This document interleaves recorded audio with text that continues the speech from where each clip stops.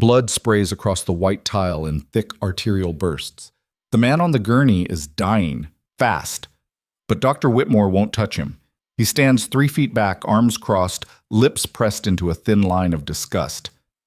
Unidentified, no insurance, probable gang involvement, Whitmore says, voice flat. Let county handle it. The trauma bay hums with controlled chaos, monitors beeping, residents shouting vitals, orderlies shuffling equipment. But no one moves to save the man bleeding out on the table. In the corner, a nurse in pale blue scrubs slowly sets down her coffee cup.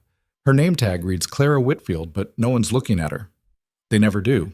She's young, blonde, unremarkable, the kind of person who blends into hospital walls, but right now she's staring at the dying man like she's reading a language no one else can see. And then it happens.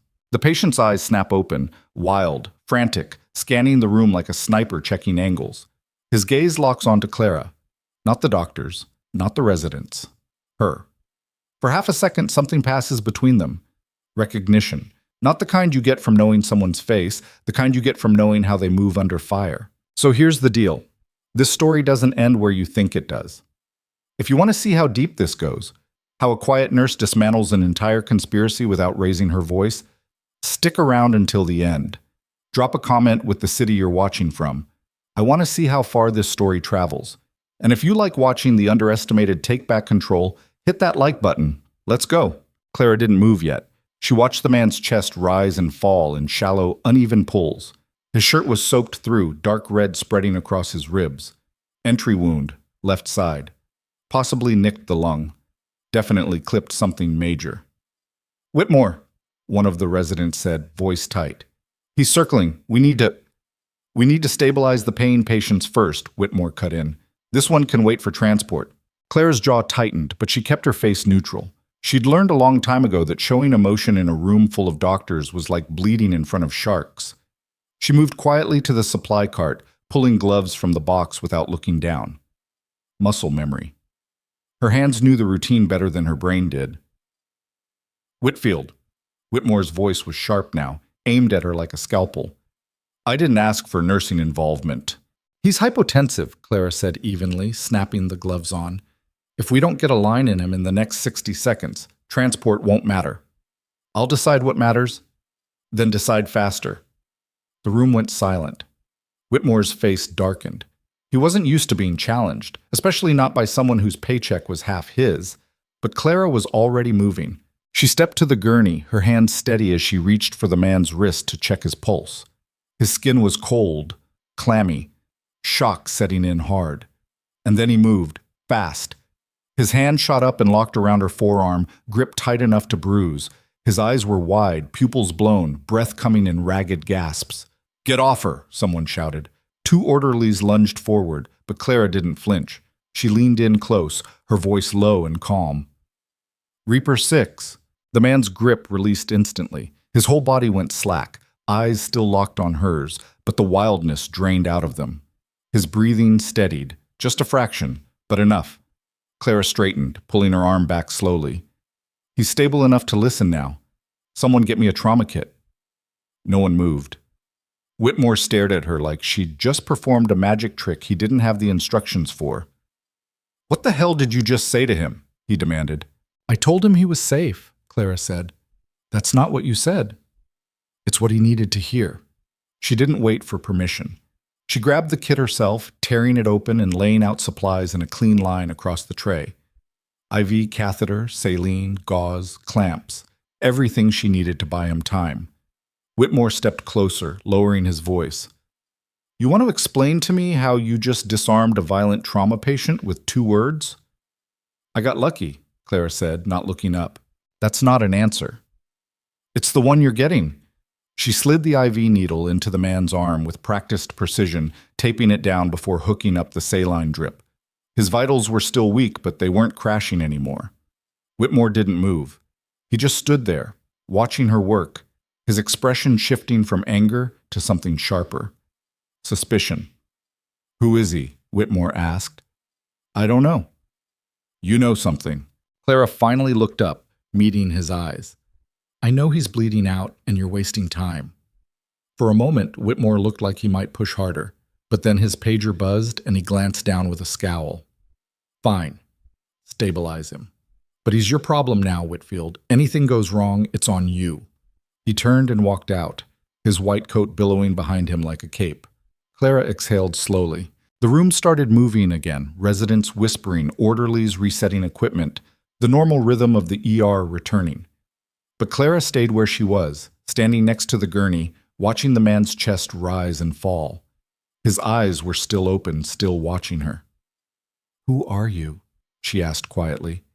His lips moved, barely a whisper. "Daniel Cross." Clara's stomach dropped. She knew that name. Not from the hospital, not from the news, from a letter. A letter her brother had sent her 3 years ago, 2 weeks before he died. "If anything happens to me, find Daniel Cross. He'll know what to do." Bookshot. The next 2 hours were a blur. Clara worked fast, coordinating with the trauma team to get Daniel into imaging. The chest X-ray confirmed her suspicion: collapsed lung, bleeding into the pleural cavity. He needed surgery, but he was stable enough to hold for now. She stayed with him the whole time, keeping him conscious, keeping him calm, and trying very, very hard not to ask the questions burning holes in her brain. By the time they wheeled him into a recovery bay, the ER had quieted down. Night shift was settling in, the fluorescent lights casting everything in that cold, sterile glow that made Clara feel like she was working inside a morgue. She pulled up a chair next to Daniel's bed and sat down, arms crossed. "You gonna tell me what you were doing in an alley with a bullet in your chest?" she asked. Daniel's eyes opened slowly. He looked tired, bone-deep exhausted in a way that had nothing to do with blood loss. "Wrong place, wrong time," he said. "Try again." He smiled faintly. "You're direct. I like that."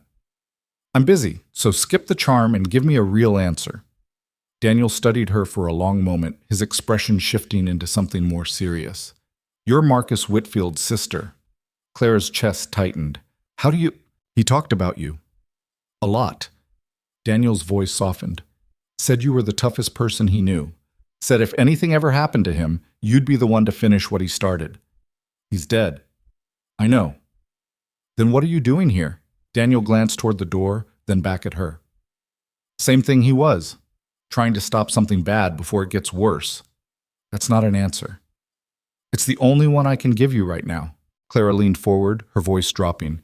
"You show up bleeding out, you say my brother's name like it's a password, and now you're telling me you're here to stop something. That's not enough. It has to be. Why? Because the people who put this bullet in me are still out there. And if they find out I'm alive, they'll come for me, which means they'll come here." Clara sat back, processing. Daniel wasn't lying. She could see it in his eyes, the same look her brother used to get when he was trying to protect her from the truth. "Then we need to move you," she said. "No, we need to keep me off the radar." "You're in a hospital. You're already on the radar." "Not if you keep me listed as unidentified." Clara shook her head. "That won't hold. Whitmore already flagged your chart. Someone's going to start asking questions." "Then make sure they ask you first." Before Clara could respond, the door to the recovery bay swung open. A woman in a dark suit stepped inside, her expression calm but her eyes sharp. Behind her, 2 men in matching suits flanked the doorway. "Excuse me," the woman said, her voice polite but firm. "We're looking for the patient brought in earlier tonight. Gunshot wound, unidentified male." Clara stood slowly, positioning herself between the woman and Daniel's bed. "Visiting hours are over," Clara said evenly. The woman smiled, but it didn't reach her eyes. "We're not visitors. We're federal agents. We need to speak with him." "Then you can come back with a warrant." The woman's smile faded. "This is a matter of national security. And this is a hospital. You don't get access to my patient without proper clearance." The woman stepped closer, her voice dropping. "I don't think you understand the situation." "I understand it fine," Clara said, her tone ice cold. "You're not getting near him." For a moment the room was silent. Then the woman nodded slowly, stepping back. "We'll be in touch," she said. She turned and left, the 2 men following. Clara waited until the door clicked shut before turning back to Daniel. His eyes were wide, his breath coming faster. "They're not feds," he said quietly. "I know." "How?" "Because feds don't smile like that." Daniel let out a shaky breath. You just made a very dangerous enemy. Yeah, Clara said, pulling her phone from her pocket. I'm good at that. She dialed a number she hadn't called in 3 years. It rang twice before a voice answered. Captain Reyes? It's Clara Whitfield. I need an extraction team at Metro General, now. There was a pause. Whitfield, I thought you were out. I was. I'm not anymore. What's the situation? Hostile contact, 1 asset in critical condition, 0 margin for error. Another pause. I'll have a team there in 20. Can you hold until then? Clara glanced at Daniel, then at the door. I'll hold. She hung up and pocketed the phone. Daniel was staring at her, eyes wide. Who the hell are you? He asked. Clara pulled a chair closer to the door, positioning herself where she could see anyone coming down the hall. Someone who's tired of being underestimated, she said, and then she sat down and waited. Wait. The next 18 minutes felt like 18 hours. Clara kept her eyes on the hallway, tracking every movement. Nurses walking past, an orderly pushing a meal cart, a doctor checking charts. Nothing unusual. But Clara's instincts were screaming. Daniel was quiet, his breathing steady now, but his eyes never left her. You were military, he said finally. Was. Combat medic? Something like that. Something like that doesn't get you a direct line to Captain Reyes. Clara didn't answer. Daniel shifted slightly, wincing. Marcus said you were spec ops. Said you did things most people don't even know exist. Marcus talked too much. He was proud of you. Clara's jaw tightened. He's still dead. Yeah, and the people who killed him are the same ones who put a bullet in me. Clara's head snapped toward him. What? The operation Marcus was running when he died. It wasn't finished. I picked up where he left off, and now they're trying to bury it. Who's they? People with enough power to make problems disappear. People who don't like loose ends. And you're a loose end.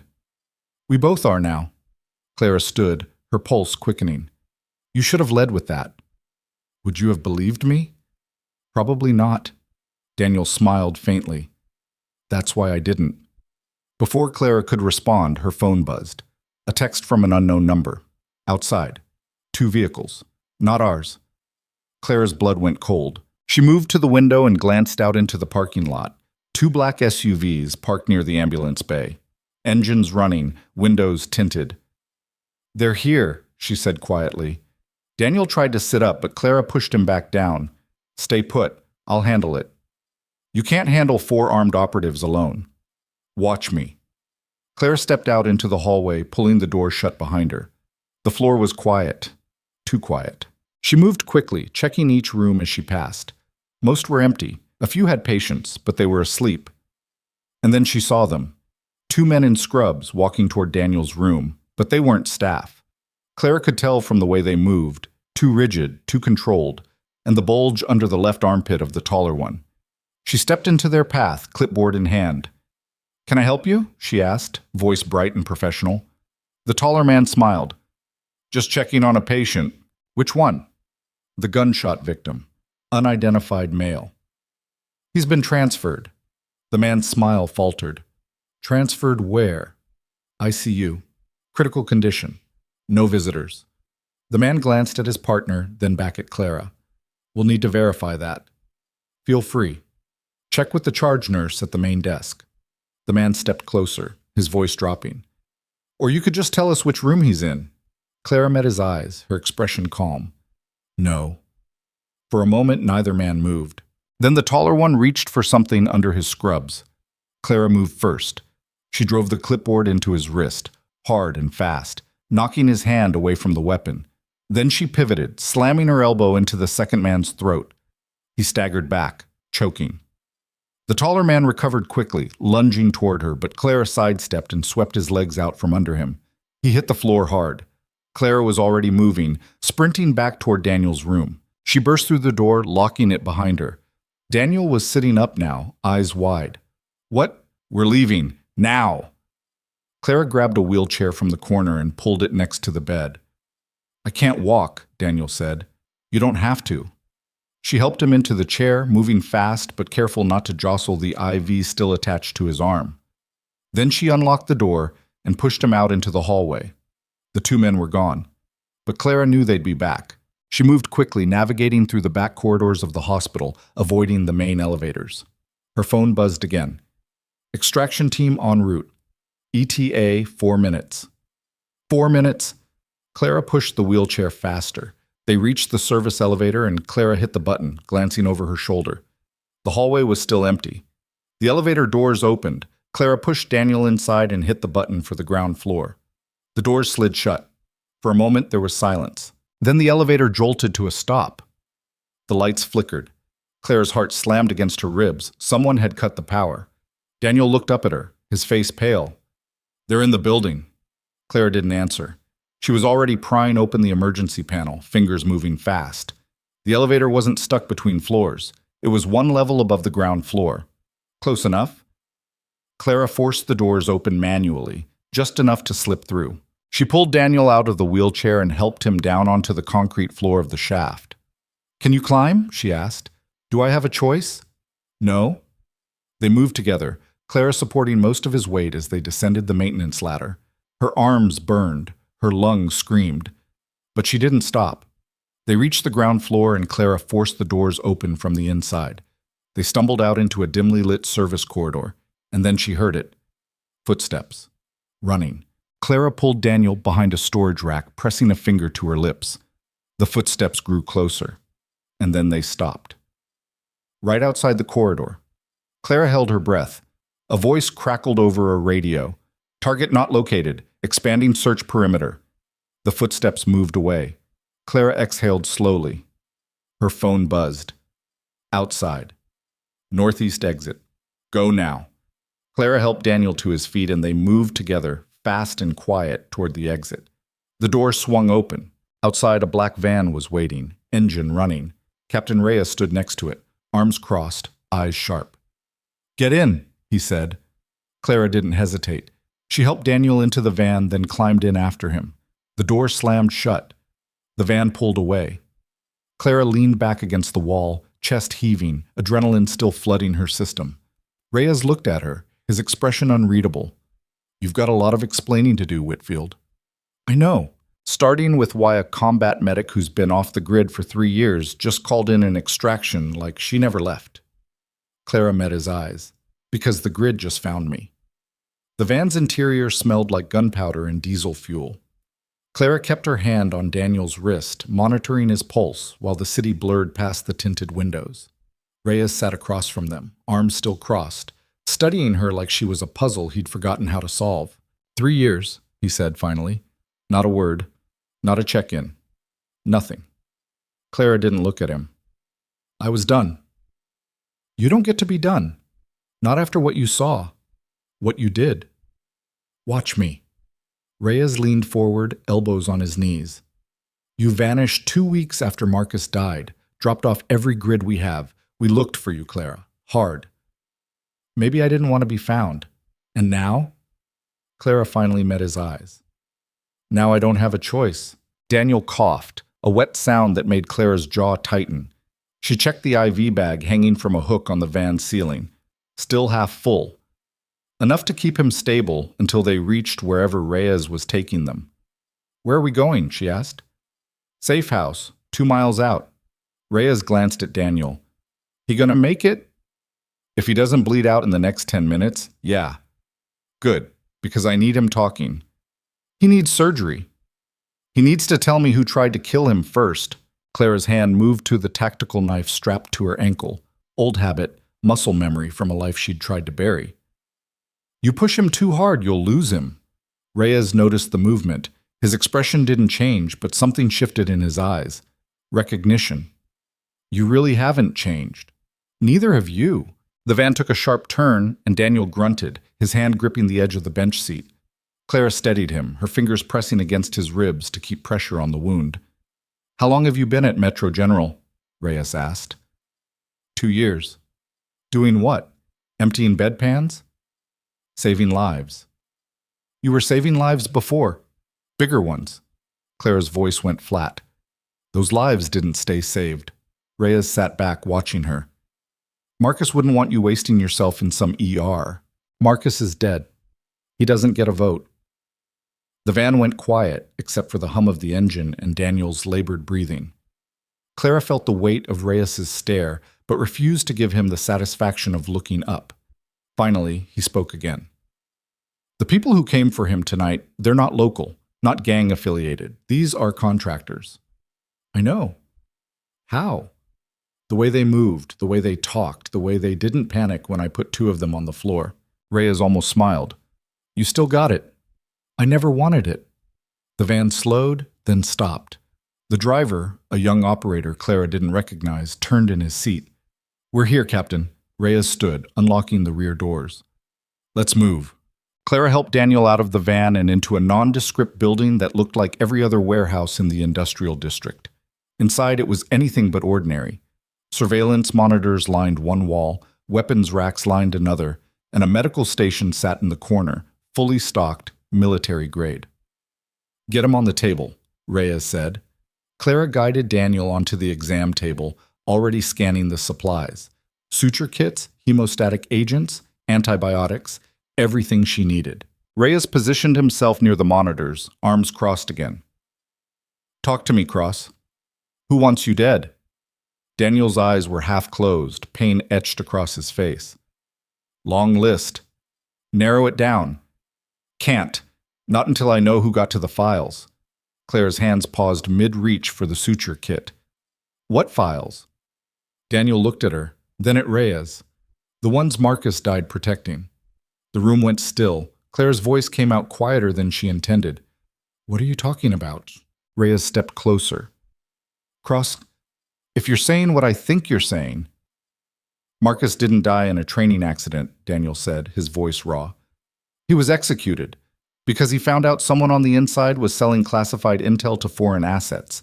He compiled evidence, names, transactions, communication logs, everything. Clara's hands were shaking now. She forced them still, gripping the edge of the table. That's not what I was told. That's because the people who killed him wrote the report. Who? I don't know. That's the problem. Marcus kept the files compartmentalized. He only told two people where they were hidden. Me and... Daniel's eyes locked on Clara.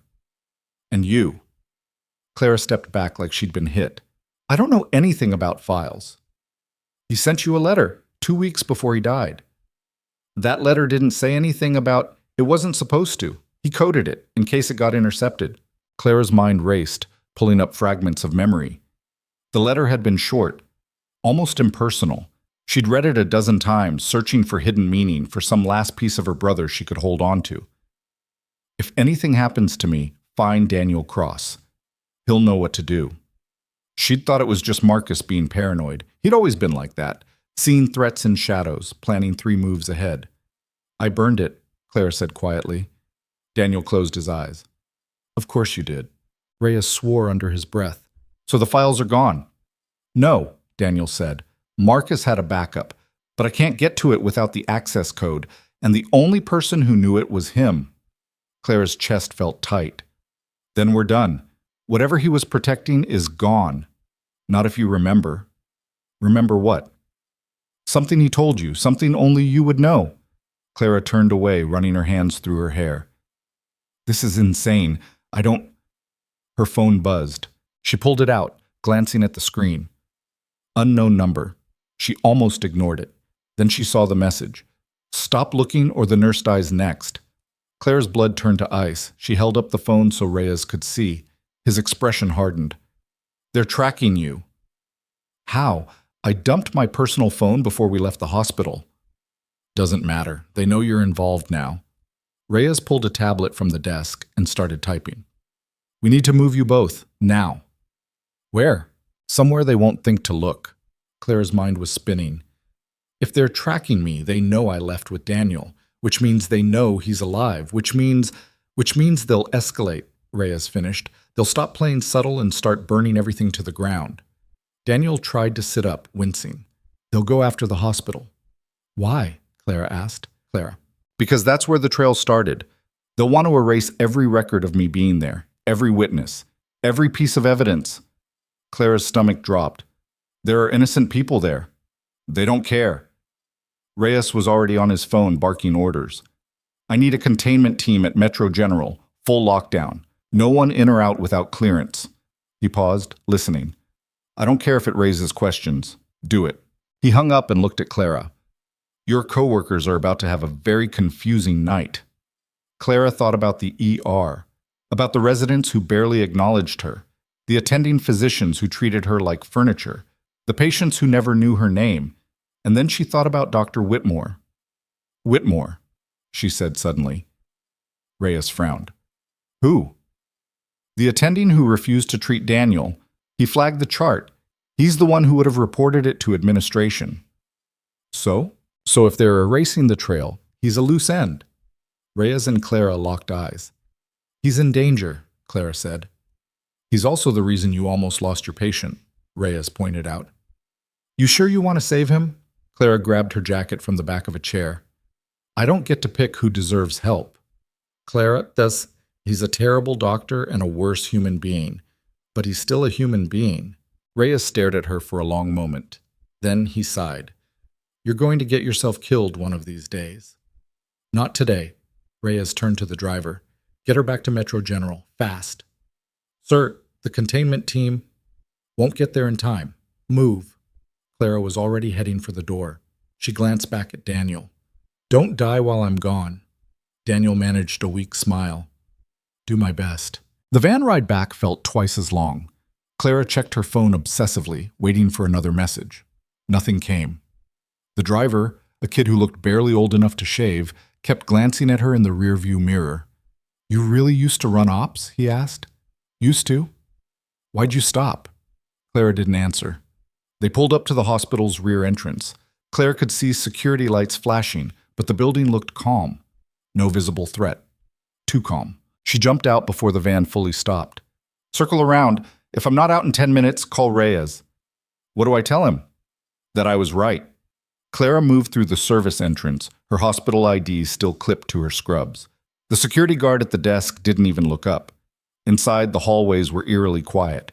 Night shift skeleton crew. Minimal staff. Perfect conditions for someone who didn't want witnesses. Clara took the stairs 2 at a time, heading for the administrative wing. Whitmore's office was on the 3rd floor.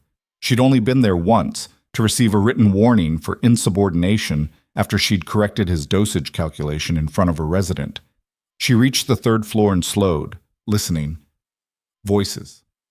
Coming from down the hall. Clara pressed herself against the wall, edging closer.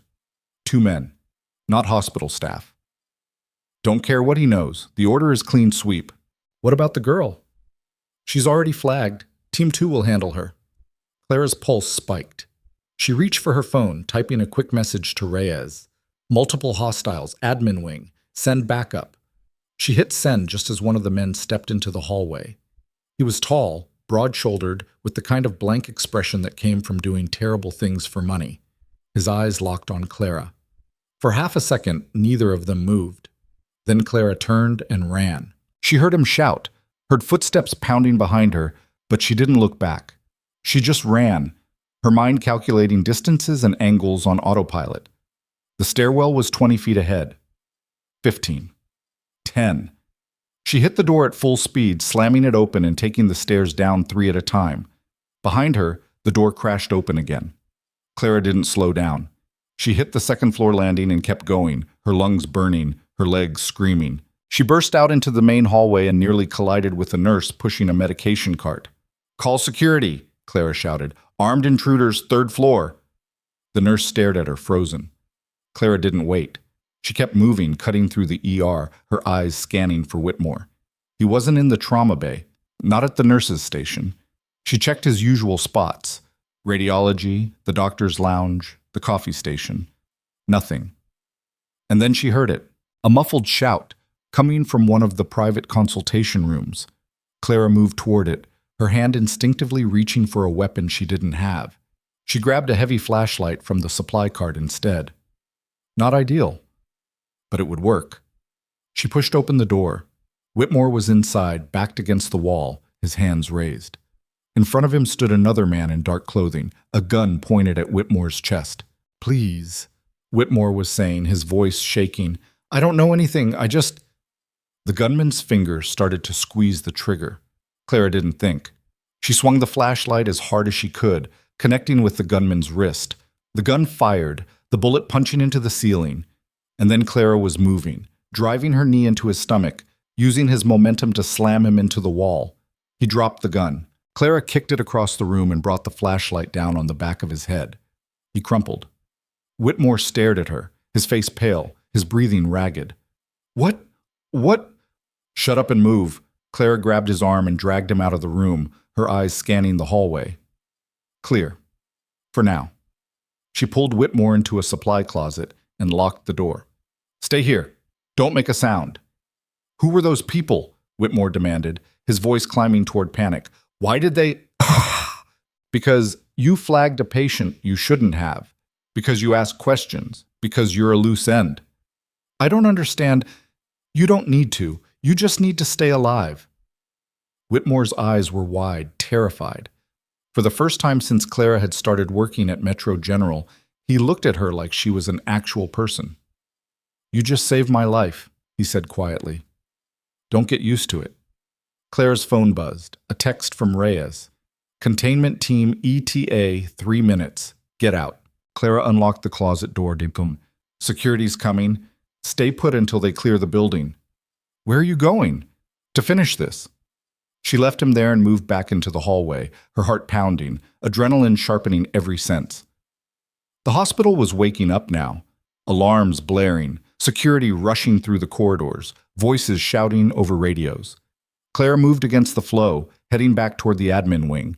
She had to know if they'd gotten what they came for. She reached Whitmore's office and pushed the door open. The room had been torn apart. Drawers pulled out, files scattered across the floor, the computer monitor shattered. But in the corner, partially hidden under a stack of papers, Clara saw something. A folder. She picked it up, flipping it open. Inside were copies of Daniel's admission records, labs, imaging, treatment notes.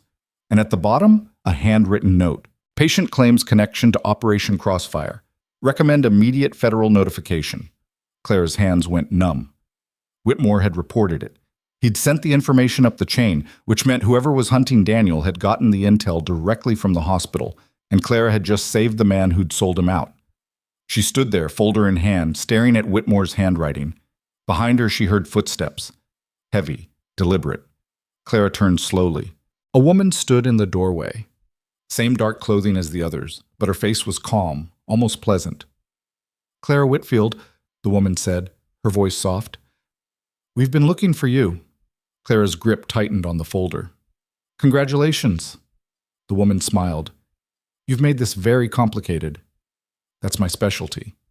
We can make this simple. Give us cross. Walk away. Live your quiet little life. Or we bury you along with everyone else who's seen too much. Clara took a slow breath, calculating. The woman was armed. She could see the outline of a holster under her jacket, but she hadn't drawn yet. That meant she wanted Clara alive, which meant Clara still had leverage. I don't know where Cross is, Clara said. Yes, you do. Even if I did, what makes you think I'd tell you? The woman stepped closer, her smile fading. Because if you don't, we'll start with your coworkers, then your neighbors, then anyone who's ever said hello to you in a coffee shop. We'll make you watch, and then we'll make you wish you'd cooperated. Clara's jaw tightened. You're going to a lot of trouble for one man. He has something that doesn't belong to him. The files. The woman's expression flickered, just for a second, but Clara caught it. Confirmation. Where are they? The woman asked. I don't know. Wrong answer. The woman reached for her weapon. Clara moved first, hurling the folder at the woman's face. Papers exploded into the air, blocking her line of sight for half a second. Clara closed the distance, grabbing the woman's wrist before she could draw, twisting hard. The woman was good, better than the men downstairs.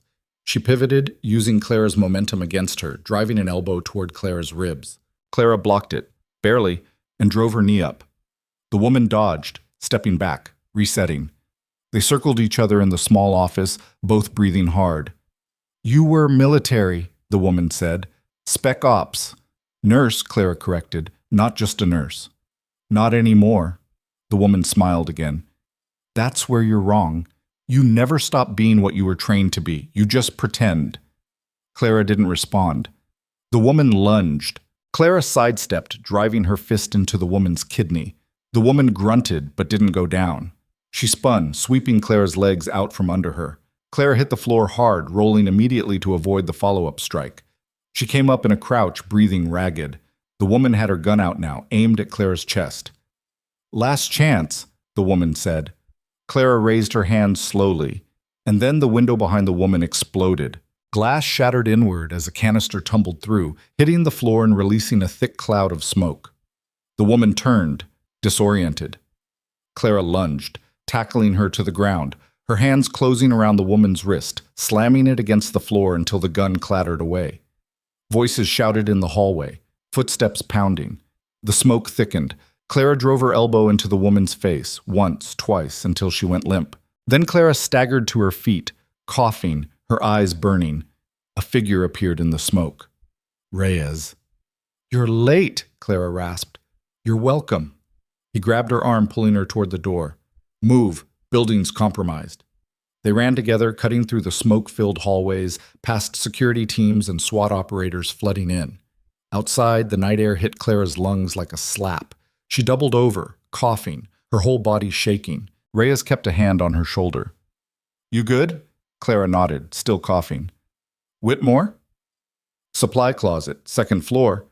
Reyes barked orders into his radio, coordinating the search. Clara straightened, wiping her eyes. They were here for the records, but they were also here for something else. What? Leverage. They wanted me to give up Daniel, which means they don't know where he is, which means we still have time. Reyes studied her. Time for what? To figure out what Marcus was hiding and why it's worth killing for. Reyes's phone buzzed. He answered, listened, then his face went hard. What? Clara asked. He lowered the phone. We've got a problem. What kind of problem? The kind where Daniel just flatlined. Clara's world tilted. She was already running before Reyes finished speaking, sprinting toward the van, her heart slamming against her ribs. They pulled away from the hospital, sirens wailing behind them, and Clara's hands were shaking so badly she had to grip the seat to keep them still. Daniel couldn't die. Not before she got answers, not before she understood what Marcus had died for. The van screeched to a stop outside the safe house. Clara threw the door open and ran inside. The medical station was surrounded by operatives, someone doing chest compressions, someone else checking vitals. Clara shoved her way through. Move. They stepped back. Daniel was on the table, his skin gray, his chest still. Clara checked his pulse. Nothing. She started compressions, fast and hard, counting in her head. Come on, she muttered. Don't you dare. 30 compressions, 2 breaths. Again. Clara, Reyes started. Shut up. She kept going, her arms burning, sweat dripping down her face. And then Daniel gasped. His eyes flew open, his chest heaving. Clara stepped back, her legs nearly giving out. Daniel stared at the ceiling, blinking, confused. What? You died, Clara said flatly. Don't do it again. Daniel turned his head, looking at her. His lips moved, barely a whisper. Clara leaned closer. What? Locker 237, Union Station. His eyes closed again, but this time his chest kept moving. Clara straightened, turning to Reyes. Union Station, Locker 237. Reyes frowned. That's where the files are? That's where we start. One of the operatives stepped forward. Ma'am, Union Station is a public space. High traffic. If they're monitoring that, they are, Clara said, which is why we're going now, before they figure out Daniel's still alive. Reyes shook his head. This is a bad idea. You have a better one? He didn't. Clara grabbed her jacket. Then let's go. They left 2 operatives with Daniel and took a smaller vehicle this time, less conspicuous, easier to maneuver. Clara sat in the passenger seat, watching the city slide past. Union Station was 15 minutes away. 15 minutes to figure out what her brother had died protecting.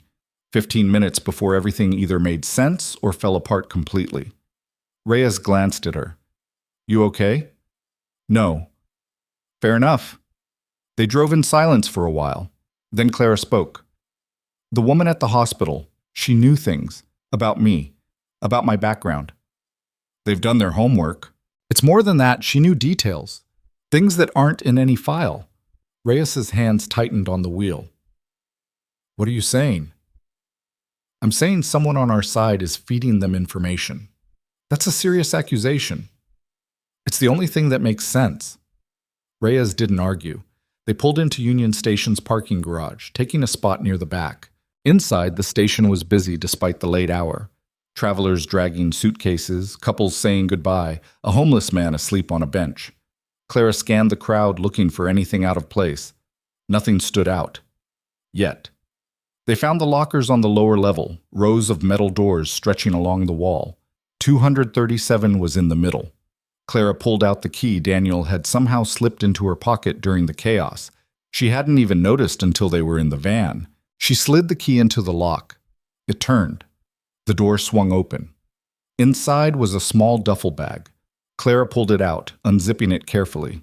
Inside, 3 USB drives, a burner phone, and a folded piece of paper. Clara unfolded the paper. It was a list of names, government officials, military brass, private contractors. Next to each name, a series of numbers and dates. Transactions, Reyes said quietly, reading over her shoulder. Clara's eyes moved down the list, and then stopped. At the bottom, in her brother's handwriting, "If you're reading this, I'm already dead. Trust no one, not even Reyes." Clara's blood turned to ice. She looked up slowly.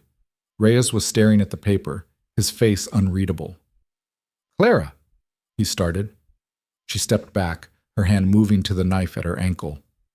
"Don't," she said quietly. Reyes raised his hands. "It's not what you think." "Then what is it?" Marcus was paranoid. He didn't trust anyone toward the end. Why? Because he knew someone close to him had been compromised. He just didn't know who. Clara's mind raced. "And you didn't think to mention that?" "I didn't know until after he died. By then you were gone." "Convenient."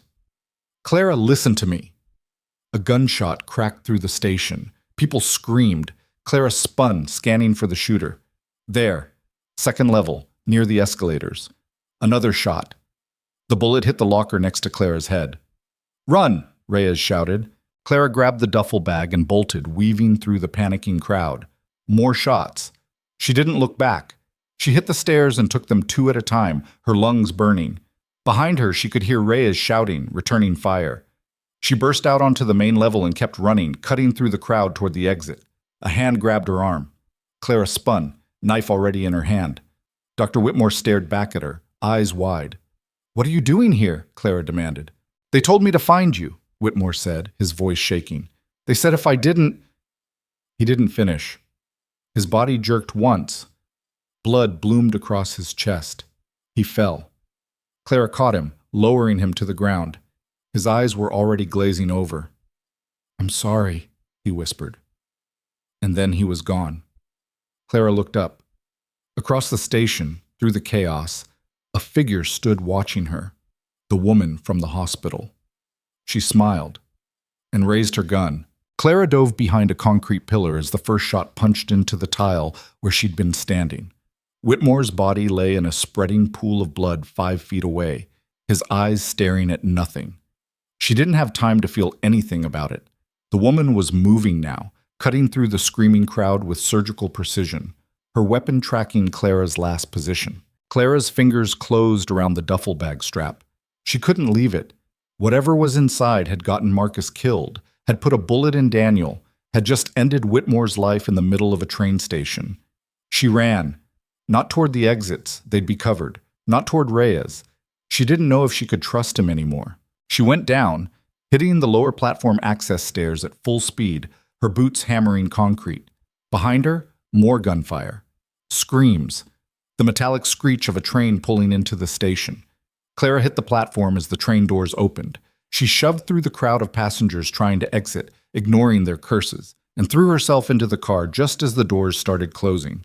The woman appeared at the platform entrance. Their eyes met through the window. The doors sealed shut. The train lurched forward. Clara pressed herself against the wall, chest heaving, her hands shaking so badly she had to grip the duffel bag with both arms to keep it steady. Around her, passengers stared. Some concerned, most just annoyed at the disruption. A mother pulled her child closer. An old man muttered something about kids these days. Clara forced herself to breathe. Slow, controlled. She had maybe 3 minutes before the next stop, 3 minutes to figure out her next move. Her phone buzzed. Reyes. She almost didn't answer. Then she hit accept, keeping her voice low. Where are you? 2 cars behind you. Don't get off at the next stop. They'll be waiting. How do you know? Because that's what I do. Clara looked toward the rear of the train, but the cars were packed. She couldn't see him. Marcus said not to trust you. Marcus said a lot of things when he was scared. Was he wrong? Silence on the line. Then, I've got 3 operators dead because I pulled them off protective detail to help you tonight. If I wanted you gone, you'd already be in a bag. Clara's jaw clenched. That's not an answer.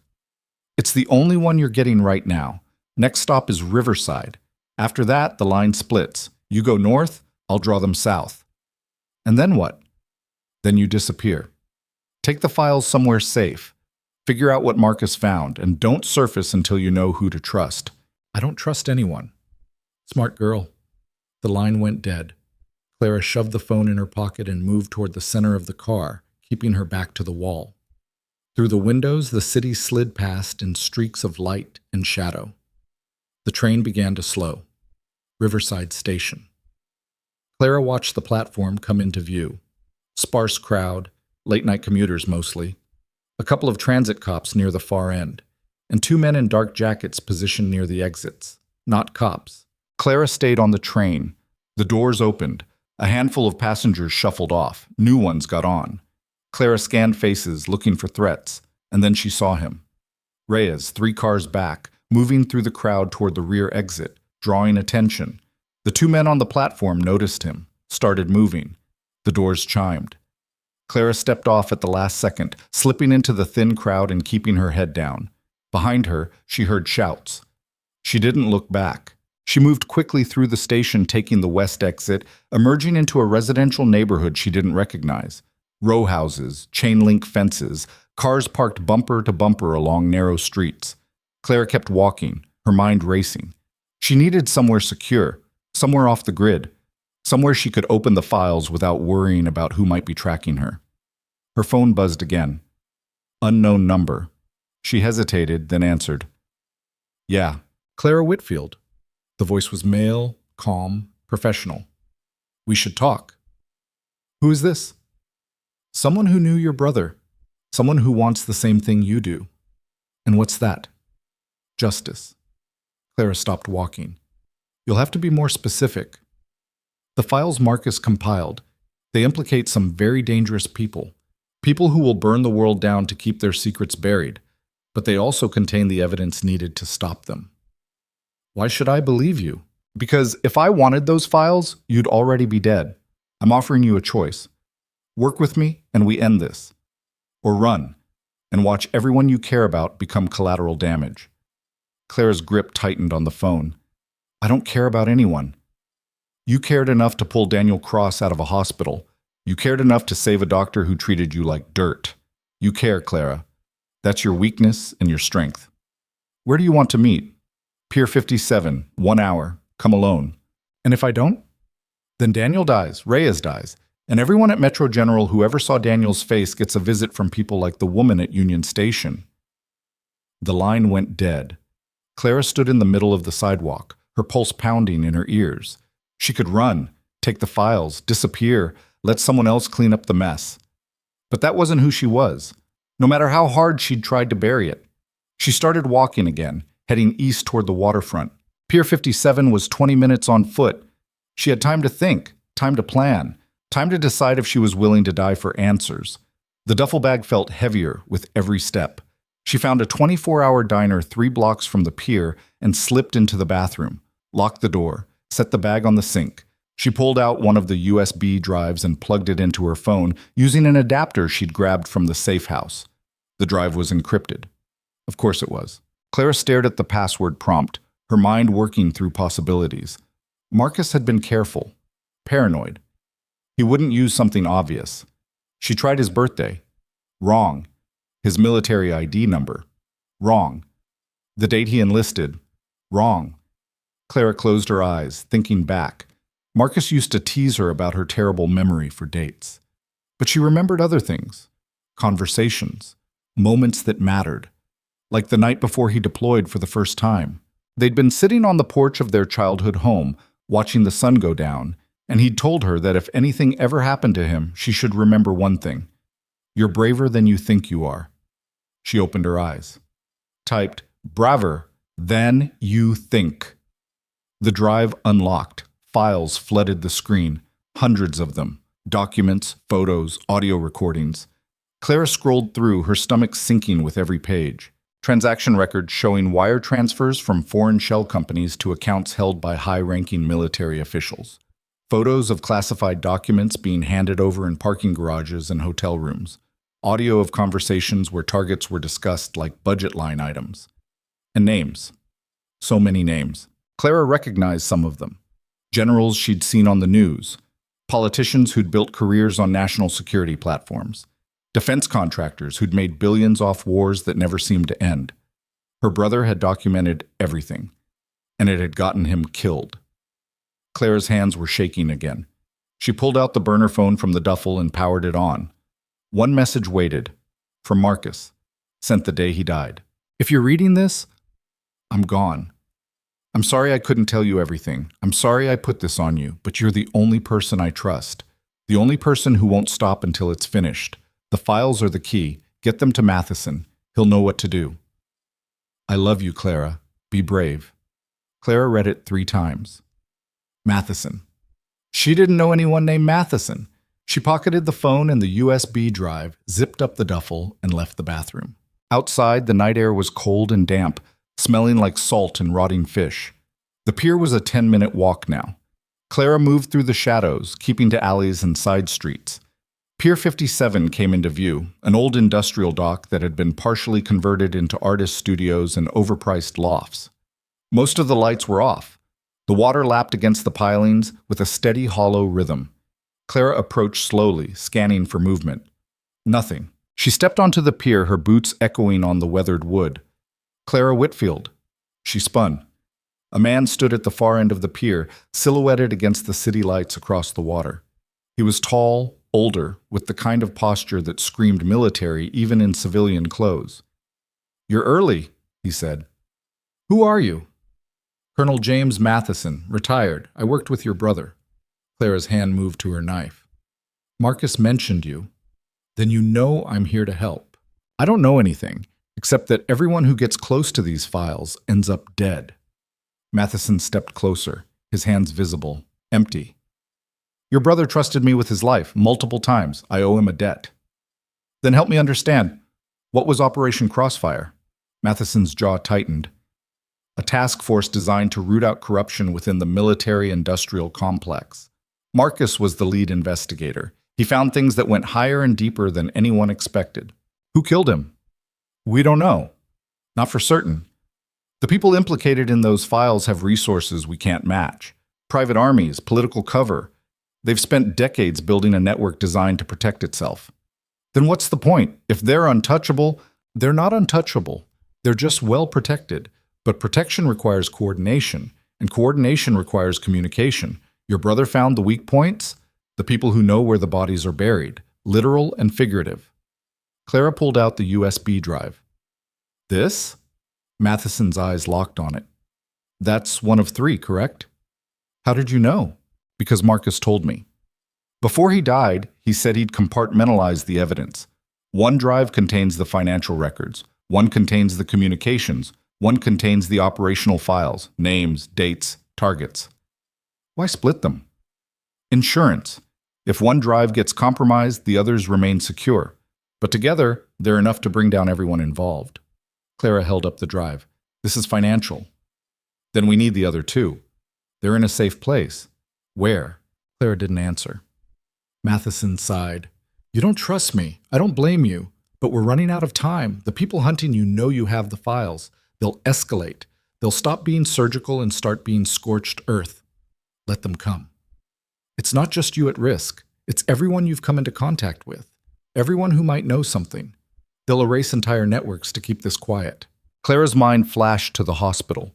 to Daniel, bleeding out on a gurney, to Whitmore dying in her arms, to Reyes, who might be dead right now because he'd helped her. "What do you want me to do?" she asked. "Give me the drives. Let me take them to people who can act on them. Prosecutors, journalists, people with the reach to make this public before they can bury it. And then what? Then you disappear. New identity, new life. We protect you." Clara laughed, bitter and sharp. "I've heard that before. This is different." "How?" "Because this time you'll have leverage. Once the files go public, killing you becomes pointless. You're no longer a threat, just a witness." Clara studied him, weighing every word, every micro-expression. He believed what he was saying, but that didn't mean it was true. "I need a guarantee," she said. "What kind?" "Daniel Cross. He gets full protection, medical care, new identity, everything." "Done." "Reyes, same deal." Matheson hesitated. "Reyes is complicated." "Why?" "Because we're not sure which side he's on." Clara's stomach dropped. "Explain." "There's evidence that someone inside the task force was feeding information to the targets. We've narrowed it down to 3 people. Reyes is one of them." "Who are the other 2? "Dead. Killed in the same explosion that was supposed to take out your brother." Clara felt the world tilt. "You think Reyes set Marcus up?" "I think it's possible, which is why I can't promise him protection." Clara's mind raced. Reyes had been there tonight, had helped her escape, had pulled resources to keep her alive, but he'd also been evasive, defensive, and Marcus had told her not to trust him. "I need proof," Clara said. "The communications drive. It should have the evidence." "Then I guess we both need all 3 drives." Matheson nodded slowly. "Where are the other 2? Clara's phone buzzed. She glanced at the screen. A video message from an unknown sender. She opened it. The video showed Daniel tied to a chair in a concrete room. His face was bruised, blood dripping from his nose.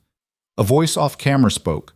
"You have 1 hour to deliver all 3 drives to the coordinates we're sending, or we start removing pieces of him." The video cut to black. A text appeared with GPS coordinates. Clara looked up at Matheson. "Change of plans?" His expression hardened. "This is a trap. I know. If you walk into that, you're dead.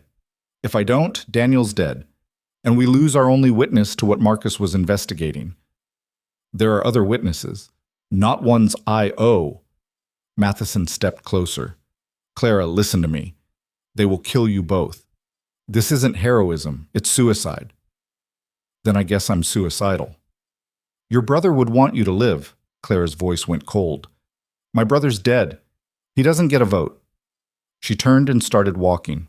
Matheson called after her. "You can't do this alone." Clara didn't slow down. "Watch me."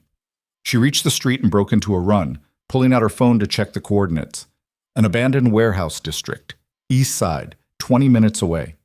She hailed a cab, giving the driver an address 3 blocks from the target location. During the ride, she went through the duffel bag again. 3 USB drives. Burner phone. Marcus's note. And at the bottom, something she'd missed before. A small black case. She opened it. Inside was a syringe and a vial of clear liquid. No label. Clara held it up to the light, examining it. And then she understood. Marcus had left her one last gift.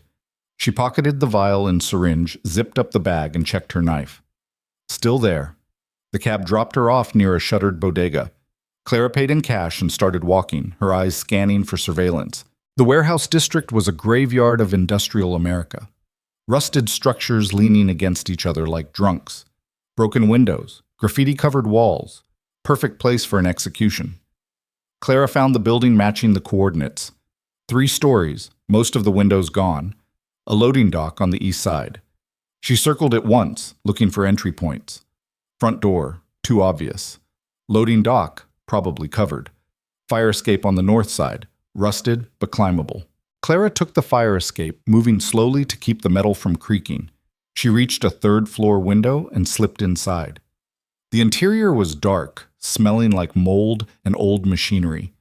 Clara let her eyes adjust, then moved carefully through the space. Voices below. She crept to the edge of the floor and looked down. Daniel was there. still tied to the chair, his head hanging forward. 3 men stood nearby, armed, professional, and the woman from the hospital. She was on her phone, pacing. I don't care what Matheson told her. She'll come. She's too stubborn not to. Clara's jaw clenched. Matheson. He'd set her up. She should have known. The woman hung up and walked over to Daniel, grabbing his hair and yanking his head back. Wake up! Daniel's eyes opened slowly. He looked half-conscious, barely present. Your friend's late, the woman said. Think she forgot about you? Daniel's lips moved. Clara couldn't hear the words. The woman laughed. Touching, but she's not coming to save you. She's coming to die. And you're going to watch. Clara pulled back from the edge, her mind working through scenarios. 3 armed hostiles, 1 wounded asset, no backup, terrible odds, but not impossible. She moved to the far side of the building, where an old maintenance shaft ran from the 3rd floor to the basement. She opened the access panel and looked down. Dark. Narrow. But climbable. Clara lowered herself in, using the rungs welded to the shaft wall. She descended slowly, her boots finding purchase on each rung. At the bottom, she pushed open the basement access door and stepped out into a corridor. The voices were directly above her now. Clara moved to the stairs and started climbing, her knife in one hand, the syringe in the other. She reached the ground floor and paused at the doorway. Daniel was 10 feet away. The 4 hostiles were spread out, watching the entrances. Clara took a slow breath, then she stepped into the room. Hey! All 4 weapons swung toward her. Clara raised her hands, the duffel bag hanging from one shoulder. I'm here. Let him go. The woman smiled. Drop the bag. Clara set it on the ground. Let him go. Show me the drives first. Clara unzipped the bag slowly, pulling out the 3 USB drives and holding them up. The woman's smile widened. Good girl. Now kick the bag over here. Clara kicked it. The woman caught it with her foot, pulling it closer without taking her eyes off Clara. Now untie him, Clara said. No. We had a deal. We had leverage. Now we have everything we need. The woman raised her weapon. You really thought we'd let either of you walk out of here? Clara's hand tightened on the syringe, still hidden behind her back. Yeah, she said quietly. I did. She threw the knife. Not at the woman, at the overhead light. The blade shattered the bulb, plunging the room into darkness. Clara dropped and rolled, her hands finding the syringe, muscle memory guiding her through the chaos. Gunfire erupted, muzzle flashes lighting up the space in strobing bursts. Clara moved toward Daniel, staying low. Someone grabbed her ankle. She kicked hard, felt bone crunch, kept moving. Her hands found the chair. Found Daniel. She jammed the syringe into his thigh and pushed the plunger. What?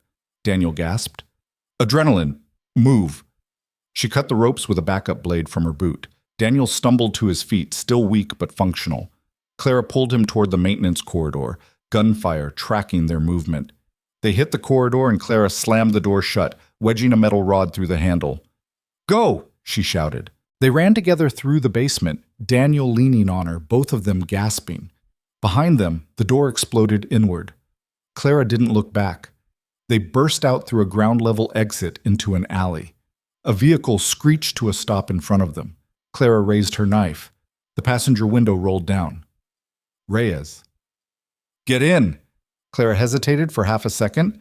Then she shoved Daniel into the back seat and climbed in after him. Reyes hit the gas. They tore through this warehouse district, taking corners too fast, running lights. Clara looked back. 2 vehicles behind them. Gaining. They're on us, she said. I know. Reyes took a hard right, cutting through a construction zone, concrete barriers scraping the sides of the vehicle. They emerged onto a main road, traffic light, but present. The pursuit vehicles followed. 1 pulled alongside. Window down, gun out. Clara grabbed Daniel and pulled him down as bullets punched through the windows. Reyes swerved hard, slamming into the pursuit vehicle, forcing it into a parked car. The second vehicle accelerated, trying to ram them from behind. Reyes hit the brakes. The pursuit vehicle shot past them. Reyes turned down a side street, killed the lights, and pulled into an underground parking garage. He drove to the lowest level and parked behind a support column. Killed the engine. Silence. Clara sat up slowly, glass in her hair, her ears ringing. Daniel was breathing hard beside her, still conscious, still alive. Reyes turned in his seat. You okay? Clara stared at him. Matheson set me up. Reyes's expression didn't change. I know. You know? He contacted me 20 minutes ago, told me where you'd be, said I had one chance to prove I wasn't the mole. And you believed him? No, but I believed you'd walk into a trap anyway. So here we are. Clara's hands were shaking. The drives were empty, Reyes said. I swapped them while you were in the diner bathroom. Clara's brain stuttered. What? Reyes pulled 3 USB drives from his pocket. You think I'd let you walk into a meet with the actual evidence? I've been doing this longer than you. Clara wanted to be angry, but she was too exhausted. She leaned back against the seat, closing her eyes. So what now? Daniel asked, his voice rough. Reyes looked at Clara. Now we end this. For real. Clara opened her eyes. How? We give them what they want, but on our terms. Matheson won't fall for... Not Matheson, Reyes interrupted. The person he works for. Clara sat up. Who? Reyes met her eyes. Senator Victoria Hale, Armed Services Committee, presidential candidate, and the person who ordered your brother's execution. Clara's world narrowed to a single point. Victoria Hale. The name hung in the air like smoke after a gunshot. Reyes nodded slowly. She's been positioning herself as the national security candidate. Clean record, military background, tough on corruption, perfect cover. For what? For being the biggest arms dealer nobody's ever heard of. She doesn't just take bribes, she orchestrates conflicts, creates demand, then profits from both sides. Daniel coughed, wincing. Marcus figured it out. Traced the money flow back to shell companies she controlled. Found communications proving she'd leaked classified intel to foreign buyers. Clara's hands curled into fists. And Matheson? Her fixer, Reyes said. Former Black Ops. Does the wet work she can't be connected to. So, everything tonight was designed to recover the evidence and eliminate witnesses. You, me, Daniel, anyone who could connect the dots. Clara stared at the USB drives in Reyes's hand. How long have you known? I started putting it together after Marcus died, but I couldn't prove anything. Until tonight, when Matheson reached out. He wouldn't have done that unless he was desperate, which means we're close to something they can't let surface. The drives. The communications drive specifically. That's the one with her voice on it, her actual instructions, not proxies, not middlemen, her. Clara took a shaky breath. We go public, release everything, burn it all down. We can't, Daniel said. Not yet. Why the hell not? Because she has dead man switches everywhere. You expose her, she'll activate them. People will die, hundreds, maybe thousands. Assets in the field, undercover operators, witnesses in protective custody. Clara wanted to scream. So we do nothing. We do it smart, Reyes said. We don't just expose her. We dismantle her entire network first. Cut off her resources, her protection. Make it so when she falls alone. How? Reyes pulled out his phone, scrolling through encrypted files.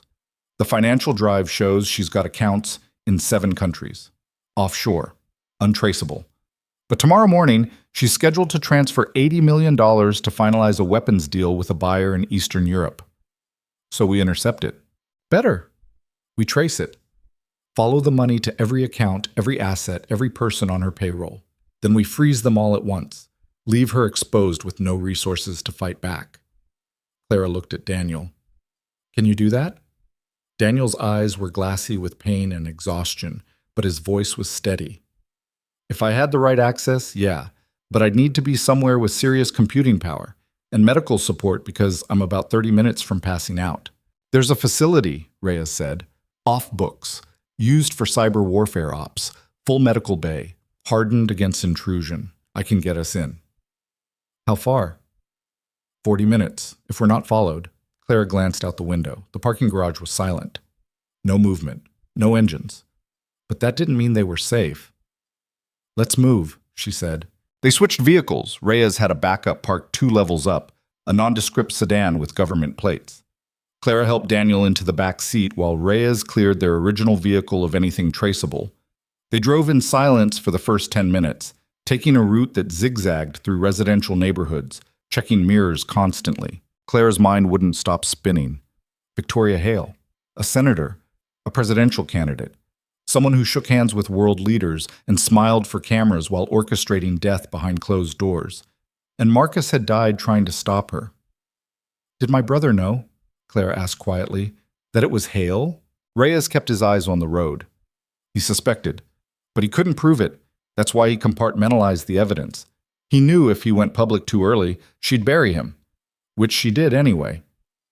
The training accident wasn't an accident. Matheson rigged the explosives personally, made it look like equipment failure. By the time anyone questioned it, the investigation was already closed. Clara felt something cold settle in her chest. "And you knew this?" "I suspected." "But you didn't tell me." "You were gone. Off the grid. I had no way to reach you without potentially exposing you." "So you just let me think my brother died because of bad luck?" Reyes's jaw tightened. "I let you stay alive. Hale had people watching his funeral, watching you. If they'd seen any indication you were digging, you'd be dead too." Clara wanted to argue, wanted to rage at him for keeping secrets, but he wasn't wrong. She'd spent 3 years hiding, 3 years convincing herself she was done with the fight, and it had kept her breathing. They reached the facility just after midnight. It looked like an abandoned office complex on the outside. Cracked parking lot, faded signage, windows dark. But when Reyes swiped a keycard at the side entrance, the door unlocked with a magnetic hum that suggested serious security underneath. Inside was different. Clean, modern, fluorescent lights humming overhead. Corridor walls lined with reinforced steel. Reyes led them to an elevator that required both a keycard and a fingerprint scan. They descended 3 floors. The doors opened onto what looked like a small operations center. Computer terminals lined one wall, medical equipment another, and a conference table sat in the center with screens mounted above it. 2 people were already there. A young woman with close-cropped hair working at one of the terminals, and an older man in surgical scrubs organizing medical supplies. "This is Dr. Navarro," Reyes said, gesturing to the man. "And that's Kira Voss, best cyber warfare analyst we've got." Dr. Navarro moved immediately to Daniel, guiding him to a medical chair and starting an assessment. "Gunshot wound, moderate blood loss, borderline shock. Let's get him stabilized." Clara watched as the doctor worked, her own adrenaline finally starting to ebb. She felt the crash coming, the shakes, the exhaustion, the weight of everything that had happened in the last 12 hours. Kira looked up from her terminal. "Reyes said you've got files. I'll need everything if we're mapping this network." Clara pulled out the USB drives and handed them over. Kira plugged them in, her fingers flying across the keyboard. "Encrypted, military grade. Give me 5 minutes." It took 3. The screens above the conference table lit up with data, spreadsheets, communication logs, photos, audio files, everything Marcus had compiled. Kira whistled low. "This is extensive. How long was he gathering this?" 2 years, Daniel said from the medical chair. Dr. Navarro had him on an IV now, cleaning the wound site. He started small, wire transfers that didn't add up. Then he found the shell companies, then the buyers. It spiraled from there. Kira pulled up the financial records. "Okay, transaction scheduled for 0700 tomorrow. 80 million moving from an account in the Caymans to one in Zurich. That's the weapons deal?" "That's the one," Reyes confirmed. "And you want to trace the full network before intercepting?" "We want to dismantle it. Every account, every asset, every person on the payroll." Kira leaned back, studying the data. "That's ambitious. We're talking about financial institutions across multiple jurisdictions. Some of these accounts are in countries that don't cooperate with U.S. requests. Can you do it or not?" Kira smiled. "I didn't say I couldn't. I said it was ambitious. Give me 4 hours and access to some very illegal tools." "You've got 3 hours, and I don't want to know about the tools." Kira spun back to her terminal, already typing. Clara sat down at the conference table, her legs finally giving out. She stared at the screens, at the evidence her brother had died compiling, and felt the full weight of it. This wasn't just about justice anymore. It was about making sure Marcus's death meant something. Reyes sat across from her. "You okay?" "No?" "Fair." They sat in silence for a moment. Then Clara spoke. "When this is over, when we expose Hale, what happens to us?" Reyes didn't answer immediately. Depends on how public we make it. If we go through official channels, we'll be tied up in investigations for years. Testimony, depositions, court appearances. You'd be a target the whole time. And if we don't go through official channels, we release everything to the press, multiple outlets simultaneously, make it impossible to suppress. But then we run. New identities, new lives. You'd never be Clara Whitfield again. Clara thought about that, about the life she'd built at Metro General, the quiet anonymity, the safety of being nobody. She'd hated it, but at least it had been hers. What about Daniel? She asked. Reyes glanced over at the medical chair. He gets the same choice, new identity or extended protective custody. That's not much of a choice. It's the only one we've got. Dr. Navarro stepped away from Daniel, pulling off his gloves. He's stable. Wounds clean, no major organ damage. He'll need rest and antibiotics, but he'll make it. Daniel looked half asleep already, the painkillers kicking in. Clara stood and walked over to him. Hey. His eyes opened. Hey. You doing okay? Define okay. Clara almost smiled. Still breathing, still coherent. Then, yeah, barely. She sat on the edge of the medical chair. I need to ask you something. Shoot. Marcus, did he know what he was getting into when he started investigating? Daniel was quiet for a moment. Yeah, he knew. And he did it anyway. He said some things were worth dying for, that if good people stayed quiet, bad people would own the world. Claire's throat tightened. That sounds like him. He also said his sister was the toughest person he'd ever met. Said if anything happened to him, you'd finish what he started. I'm not that tough. You pulled me out of a hospital, fought off armed contractors, and just survived a coordinated hit by a presidential candidate's personal kill squad. I'd say Marcus knew what he was talking about. Clara looked away. I'm tired, Daniel. I'm so tired of fighting. Then don't fight, just stand. Sometimes that's enough. She met his eyes. And if I fall? Then I'll catch you. That's what teammates do. Clara felt something break inside her chest. Not painful, just open. She squeezed his hand once, then stood and walked back to the conference table. Kira was deep in her work, screen scrolling with code and data streams. Reyes was on the phone, speaking quietly. Clara pulled out her own phone and stared at it. No messages, no missed calls. Nobody even knew she was missing. She opened her contacts and scrolled to a number she hadn't called in years. Her mother. They hadn't spoken since Marcus's funeral.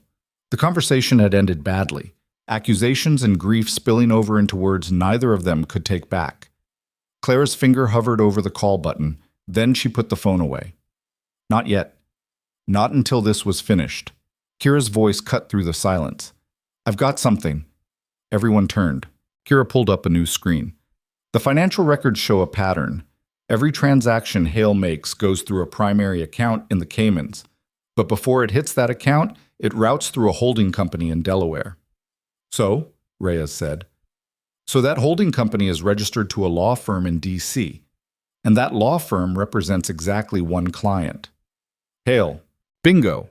Which means if we freeze the Delaware account, we cut off her access to everything downstream. All the offshore money becomes untouchable, at least temporarily. Reyes leaned forward. How temporarily? 24 hours, maybe 48, long enough to make her vulnerable. Can you freeze it without tipping her off? Kira grinned. I can make it look like a routine audit. Treasury Department does them all the time. By the time her lawyers figure out it's not routine, we'll be 3 moves ahead. Do it! Kira's fingers flew across the keyboard. Clara watched the screens update in real time, numbers shifting, accounts locking. It felt surreal. This was really happening. They were actually dismantling a senator's criminal empire from a basement facility in the middle of the night. Done, Kira said. Account frozen. She'll get notification in about 6 hours. What about the weapons deal? Clara asked. Dead in the water, no money, no deal. Reyes stood. Next step. We need to secure the communications drive. That's the evidence that directly implicates her. Daniel spoke up from the medical chair, his voice groggy but focused.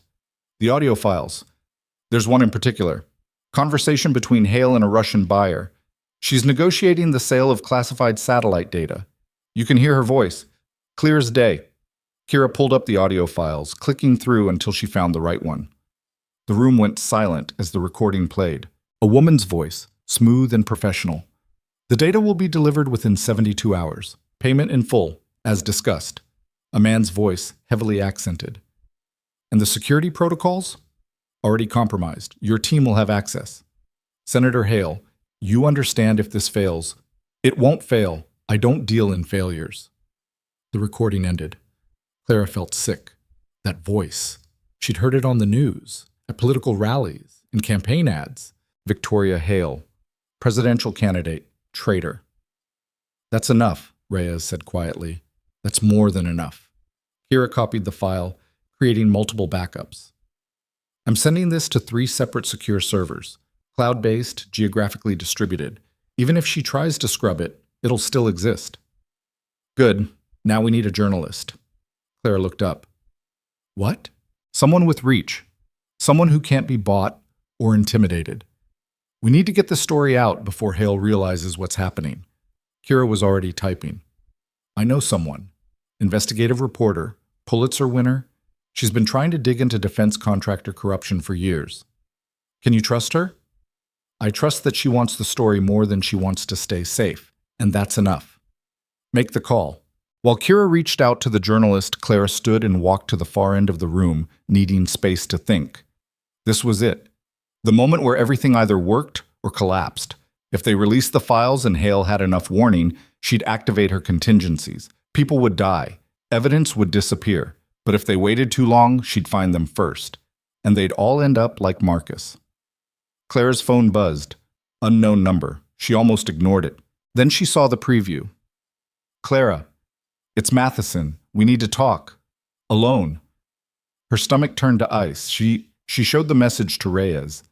His expression darkened. Don't respond. What if he knows something? He knows plenty, all of it designed to get you killed. Or maybe he's flipping. Maybe he wants out. Clara, I'm just saying we should consider it. Reyes grabbed her arm, his voice low and urgent. Listen to me. Matheson is a professional. He doesn't flip. He doesn't have crises of conscience. He executes orders and collects paychecks. This is a trap. Then we spring it. On our terms. That's insane. It's also our only chance to get confirmation. We have evidence, but we don't have direct testimony. Matheson could give us that. Or he could put a bullet in your head. Clara pulled her arm free. Then I guess I better not give him the chance. Before Reyes could argue further, Clara's phone rang. Matheson. She answered. Talk fast. I know where you are, Matheson said, his voice calm. I know what you're planning, and I'm telling you it won't work. Why not? Because Hale already knows. She's had surveillance on Reyes since before you pulled Cross out of the hospital. She knows about the facility. She knows about the files. Clara's blood went cold. You're lying. Am I? Then explain why there are 3 teams currently moving toward your location. ETA, 12 minutes. Clara looked at Reyes. He says we're compromised. Reyes grabbed his phone, pulling up security feeds. His face went pale. He's right. Multiple vehicles. Moving in formation. They're not trying to hide it. Kira stopped typing. How is that possible? This facility is off every grid. Unless someone on the inside told them, Clara said, looking at Matheson's contact on her screen. It wasn't me, Matheson said, his voice tight. But it was someone. And if you don't get out now, none of this matters. Hale will bury the evidence, bury you, and keep climbing. Why are you telling me this? Matheson was silent for a long moment. Then, because I'm tired. I've done terrible things for terrible people. I thought I was serving my country. Turns out I was just serving myself. Marcus figured that out before I did. Maybe it's time I listened to a dead man. Clara's grip tightened on the phone. What do you want? Meet me. Alone. I'll give you everything. Direct testimony, communications logs, access codes to accounts even Hale doesn't know I have. Why would you do that? Because if I'm going down, I'm taking her with me. Clara looked at Reyes. He was shaking his head, mouthing no. She ignored him. Where? Riverside Park, East Pavilion, 30 minutes. I'll be there. Come alone, Clara. I mean it. Anyone else shows up, I disappear, and so does your case. The line went dead. Reyes was on his feet. Absolutely not. This is exactly what he wants. He's our only shot at direct testimony. He's lying. It's a setup. Maybe. But if he's telling the truth and we ignore it, Hale walks. Dr. Navarro spoke up. We need to evacuate now. If there are teams coming, how long to pack up? Reyes asked. 10 minutes. Maybe less if we leave the heavy equipment. Do it. Kira, grab the essentials. Daniel, can you move? Daniel was already sitting up, pulling the IV out of his arm. Yeah, I can move. Clara grabbed the duffel bag with the USB drives. I'm going to meet Matheson. Like hell you are. Reyes, bought off ours. No, we go together or we don't go at all. Clara stepped close to him, her voice dropping. You said it yourself. Hale has surveillance on you. If you come with me, you'll lead them right to Matheson. He'll bolt. We lose everything. Then we lose everything. Better than losing you. This isn't your call. Clara? She was already moving toward the exit. Reyes grabbed her arm again, harder this time. Your brother would kill me if I let you walk into this. Clara looked him in the eye. My brother's dead, and I'm not asking permission. She pulled free and headed for the elevator. Behind her, Reyes swore viciously, but he didn't follow. The ride up felt like it took forever. Clara checked her weapons. Knife, backup knife, no gun. She'd have to work with what she had. The elevator doors opened. She stepped out into the parking lot and came face to face with the woman from the hospital. 4 armed operatives flanked her. The woman smiled. Going somewhere? Clara's hand moved to her knife. The woman raised a finger. I wouldn't. You're good, but you're not that good. Clara's mind raced, calculating angles, distances, odds. All bad. How did you find us? Clara asked, buying time. Matheson told us where you'd be, told us exactly what to say to get you moving. The woman stepped closer. He's very good at reading people. Knew you'd come running if he played the redemption card. Clara's jaw clenched. Where is he? Waiting. You'll see him soon enough. One of the operatives stepped forward with zip ties. Clara didn't resist as they bound her wrists. No point. Not yet. They led her to a vehicle and shoved her inside. The woman climbed in beside her. Senator Hale sends her regards. Tell her I'll send mine soon. The woman laughed. I like you. It's a shame this has to end badly. The vehicle pulled away. Clara watched the facility disappear behind them and hoped, prayed, that Reyes and the others had gotten out in time, because if they hadn't, this was over before it started. They drove for 20 minutes, winding through empty streets.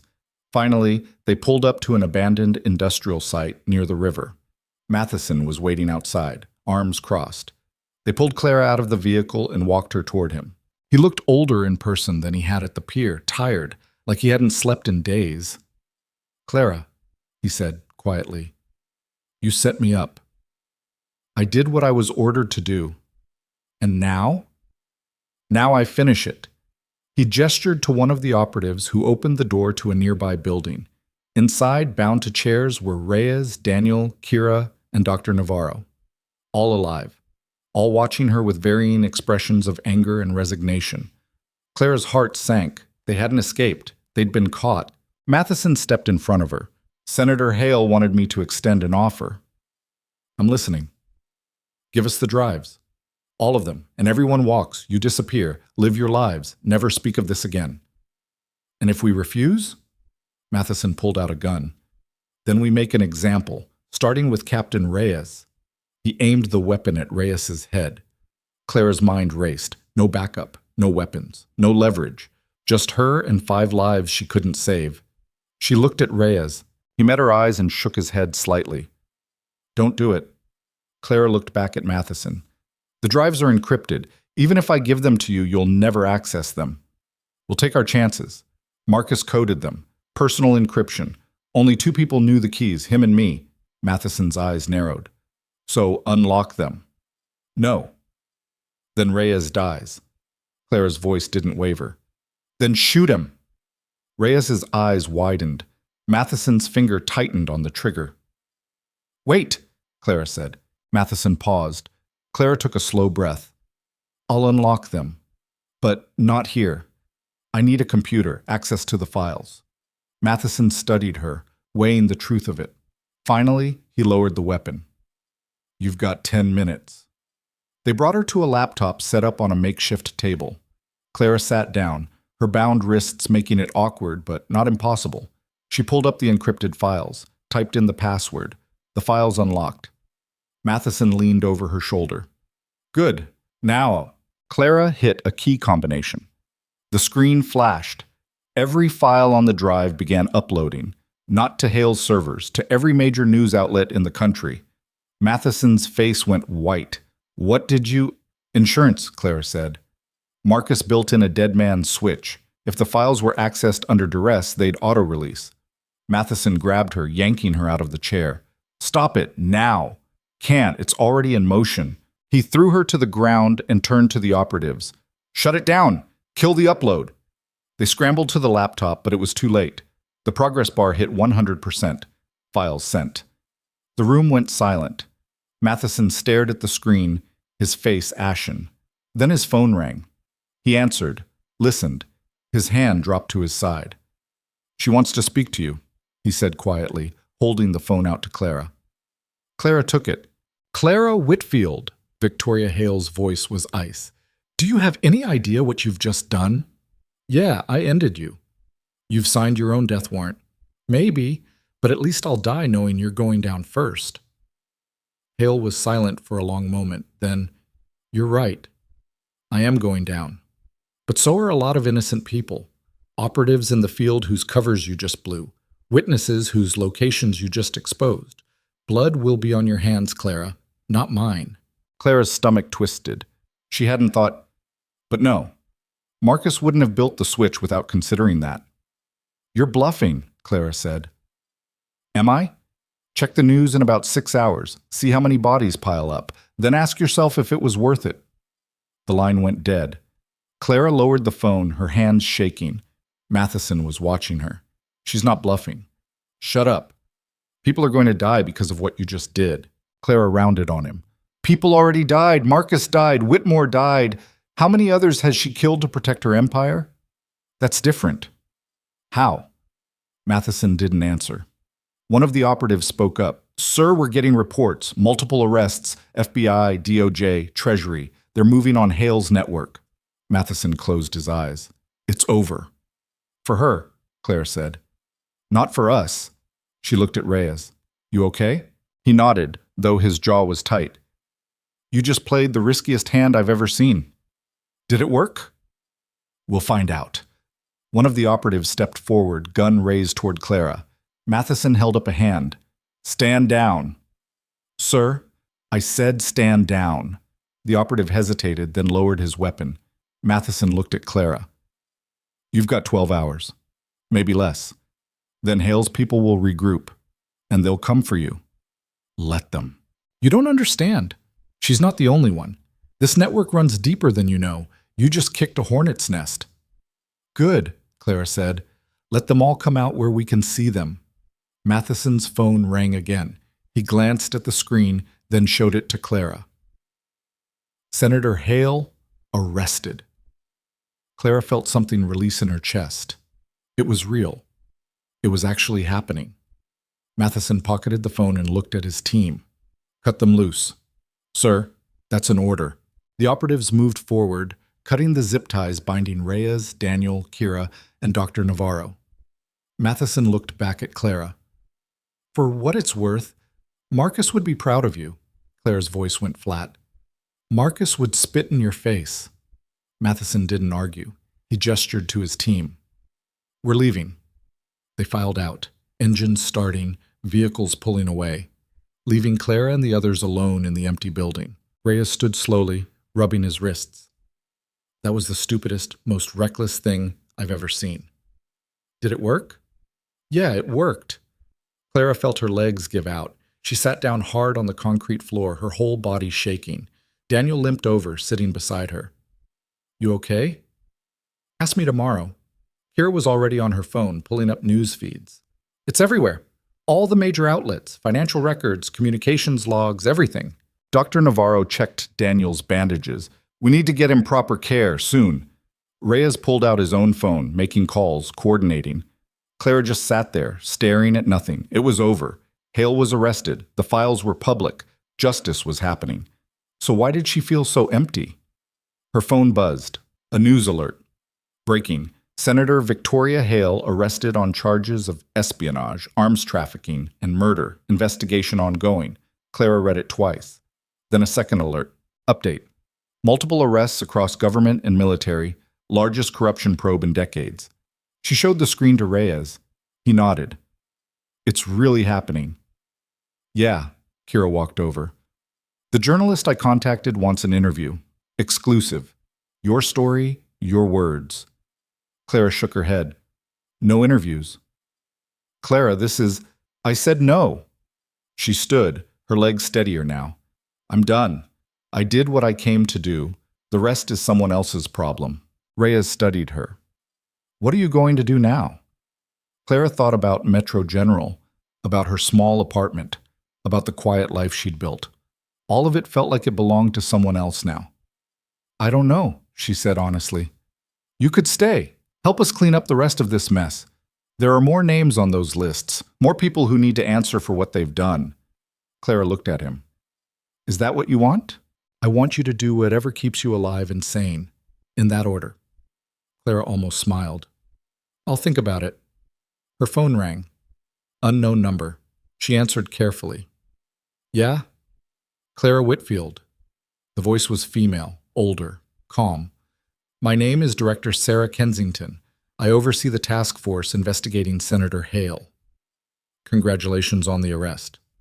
Thank you. I'm calling because we need your testimony, and because I'd like to offer you a position. Clara's eyebrows rose. A position doing what? What you're good at. Finding people who think they're untouchable. Bringing them into the light. I'm a nurse. You were a combat medic, Spec Ops, one of the best we ever trained, and you just took down a sitting senator using nothing but evidence and nerve. I had help. And you'd have help in this role too. A team, resources, the authority to go after people like Hale before they get that powerful. Clara looked at Reyes. He was watching her, expression unreadable. I need time to think, Clara said. You've got 24 hours. After that, the offer expires. The line went dead. Clara lowered the phone.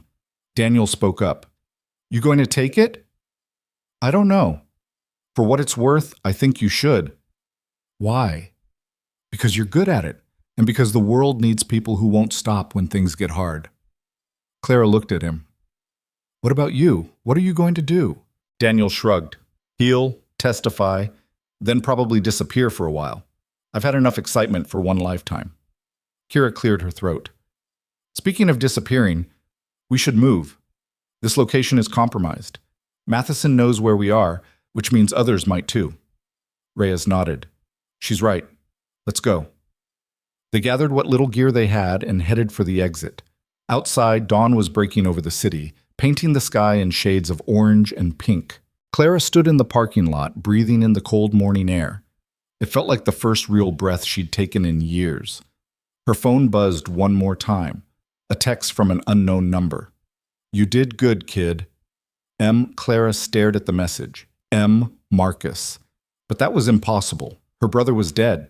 She'd seen the reports, attended the funeral, buried him. This had to be someone playing games. Or... Clara's hands started shaking. She showed the message to Reyes. His face went pale.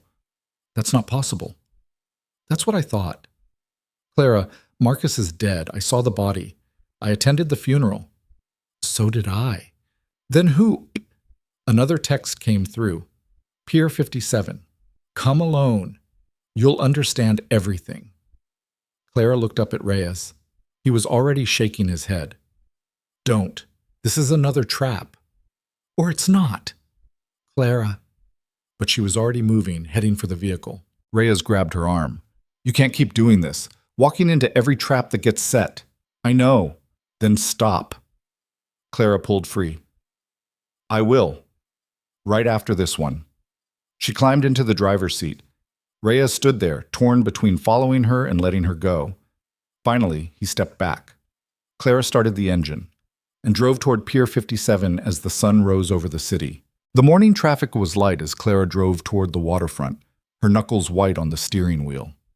Every logical part of her brain screamed that this was exactly what Reyes had warned her about, Another trap, another manipulation, another way to get her killed. But that text. You did good, kid. Only Marcus had ever called her that. Only Marcus had used those exact words after her first successful field op, after she'd saved 3 soldiers pinned down by sniper fire. Clara's throat felt tight. She parked 2 blocks from Pier 57 and approached on foot, her hand resting on the knife at her ankle.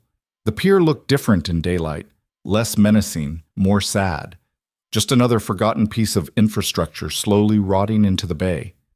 A figure stood at the far end, silhouetted against the water. Clara's heart hammered as she walked closer. The figure turned. Not Marcus. A woman. Mid-50s, gray hair pulled back, wearing jeans and a jacket that had seen better days. She had Marcus's eyes, the same dark brown, the same direct stare. "Who are you?" Clara asked, stopping 10 feet away. "Lieutenant Colonel Rachel Mora. I worked with your brother." "That text was from me. I'm sorry for the deception, but I needed to be sure you'd come alone." Clara's hand tightened on her knife. "You used my dead brother to manipulate me. I used the only thing I knew would cut through your caution. Marcus talked about you constantly, how stubborn you were, how you'd walk into fire if you thought someone needed saving. What do you want?" Mora pulled out a tablet and held it up. The screen showed news coverage. Victoria Hale being led out of her Georgetown home in handcuffs, surrounded by federal agents. Another clip showed Matheson being arrested at an airport, trying to flee the country. "You did it," Mora said quietly. "You actually did it. Took down one of the most powerful corruption networks in modern history." "Get to the point." Mora lowered the tablet. "The point is that Marcus started something he couldn't finish. But you did. And there are others who need the same thing. People in power who think they're untouchable.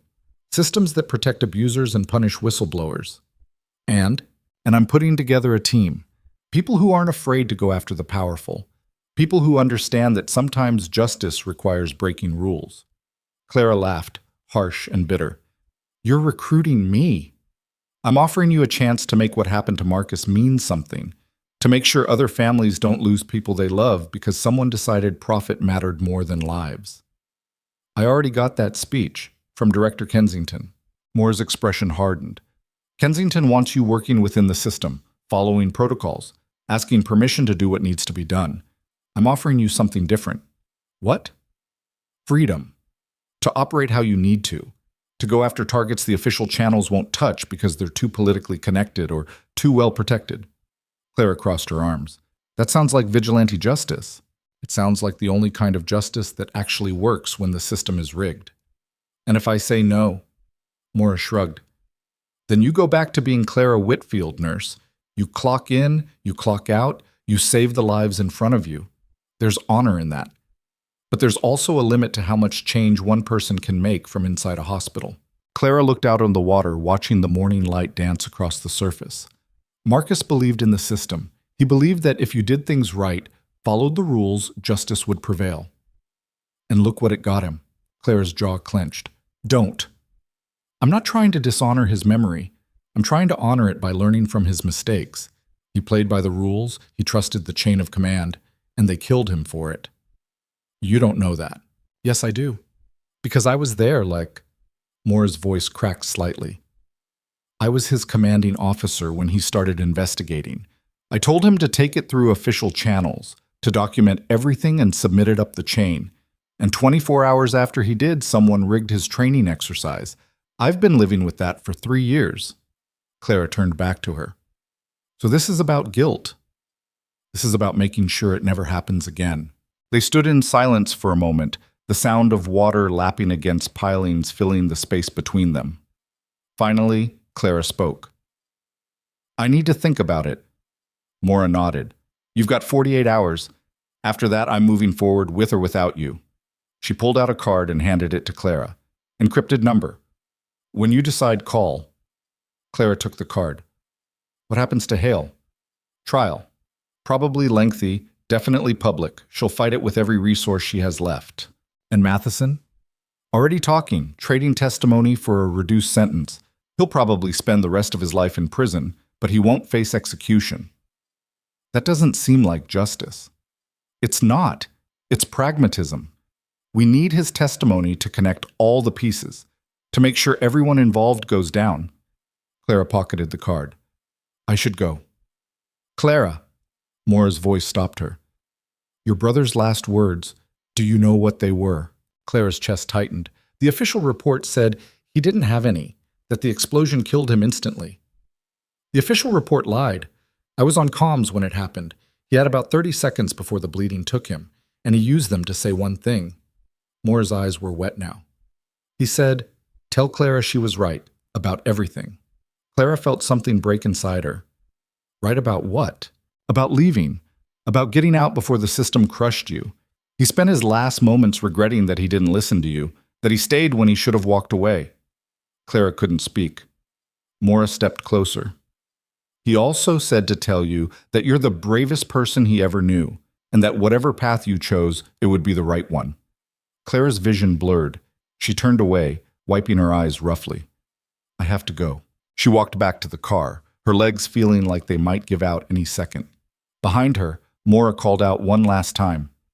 He was proud of you, Clara, right up until the end. Clara didn't turn around. She just kept walking. She drove without direction for 20 minutes, her mind spinning, until she found herself pulling into Metro General's parking lot. The hospital looked exactly the same as it had when she'd left. Same fluorescent lights visible through the windows. Same ambulances parked at the bay. Same tired staff shuffling in and out. Like nothing had happened. Like the world hadn't just fundamentally shifted. Clara sat in the car, staring at the building. 3 years she'd worked here. 3 years of being invisible, of being the quiet nurse nobody paid attention to. And in the span of one night, she'd dismantled a corruption network that had operated for decades. Her phone rang. Daniel. She answered. Yeah. Where are you? Metro General. Why? I don't know. Daniel was quiet for a moment. Reyes told me about the text, about Mora. Of course he did. Are you okay? Clara laughed, but it came out broken. No, I'm really not.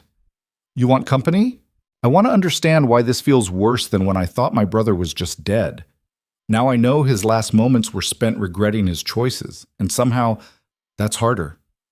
Because now you know he suffered. Not just physically, but emotionally. That's always harder. Clara pressed her forehead against the steering wheel.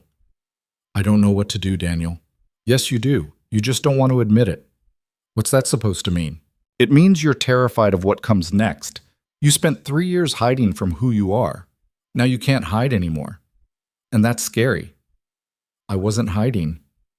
Clara, you were working as a nurse in a hospital where nobody knew your real background, where you could pretend to be normal. That's the definition of hiding.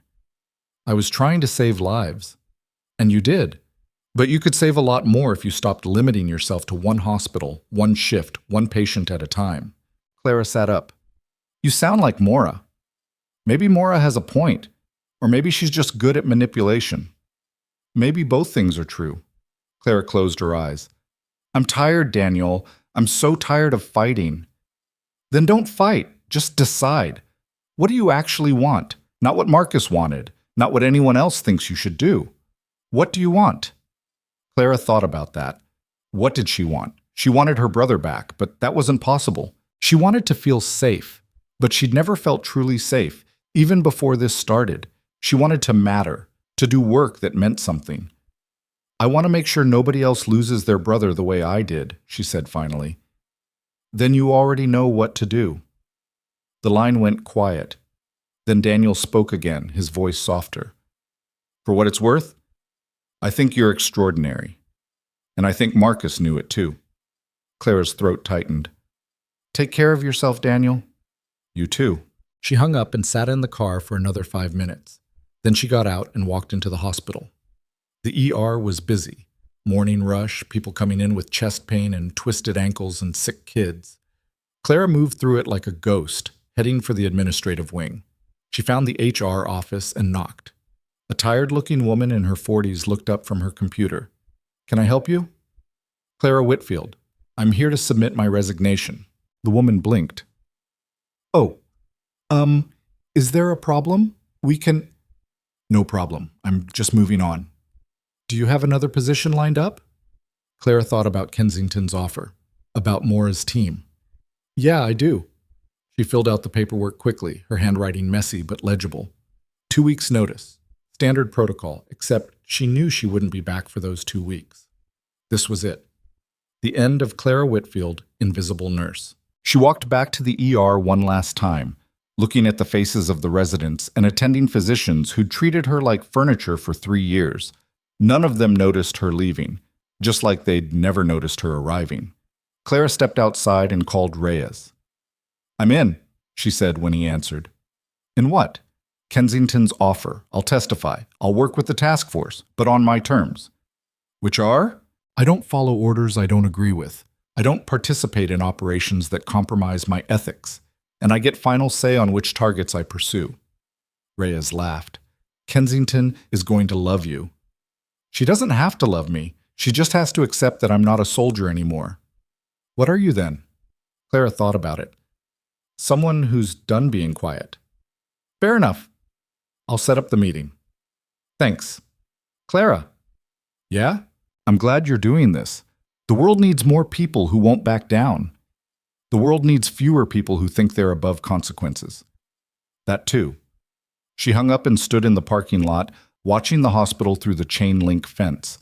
A part of her would miss it, the simplicity of it, the clear hierarchy of need: stop bleeding, restart hearts, save the person in front of you.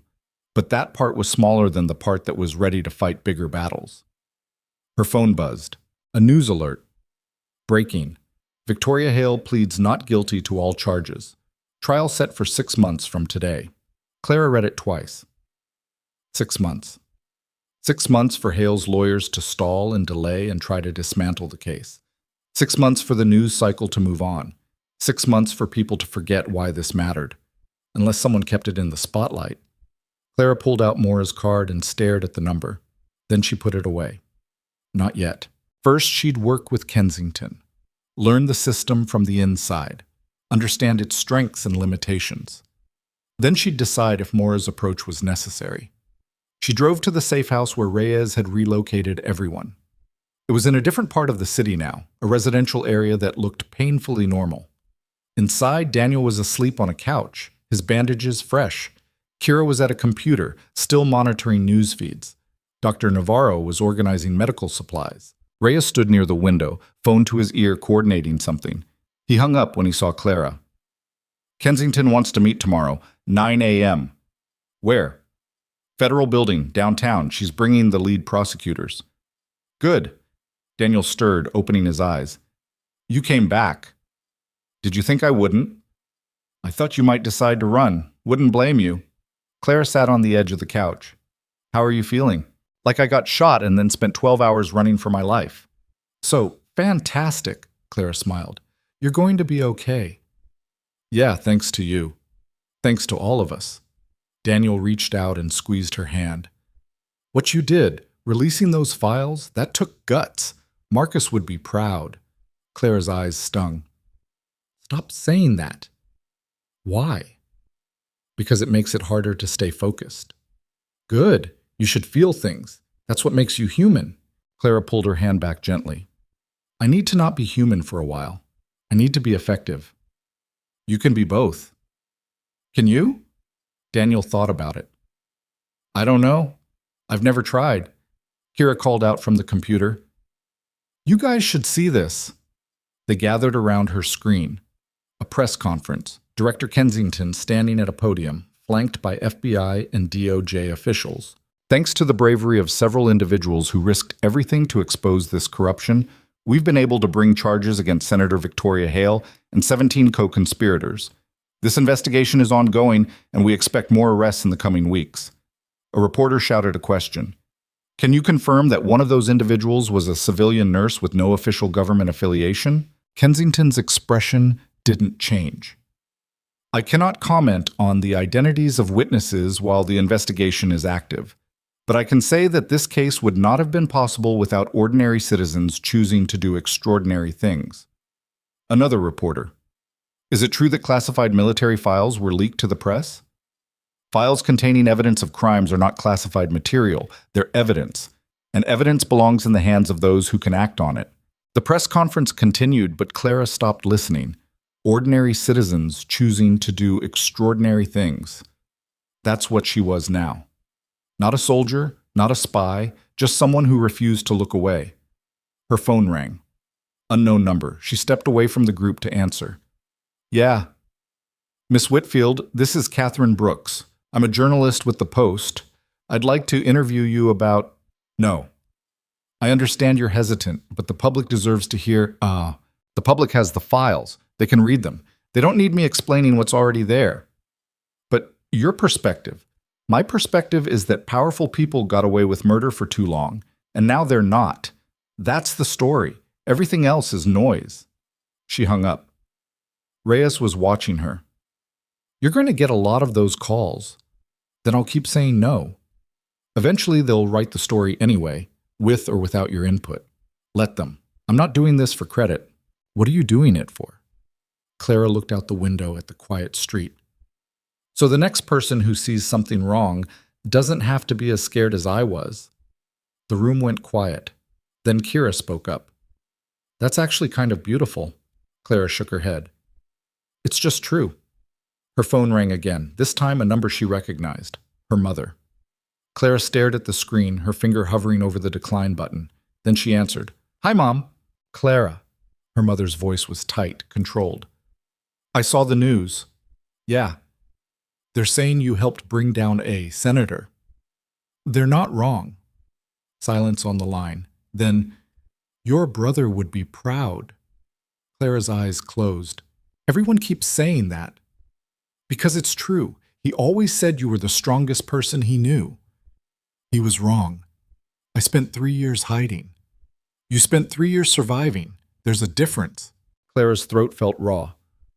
I'm sorry I didn't call. After the funeral, You don't have to explain.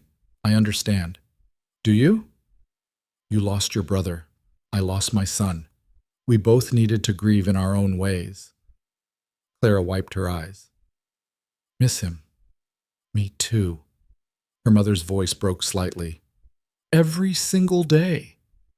They sat in silence for a moment, the weight of shared loss connecting them across the distance. Are you safe?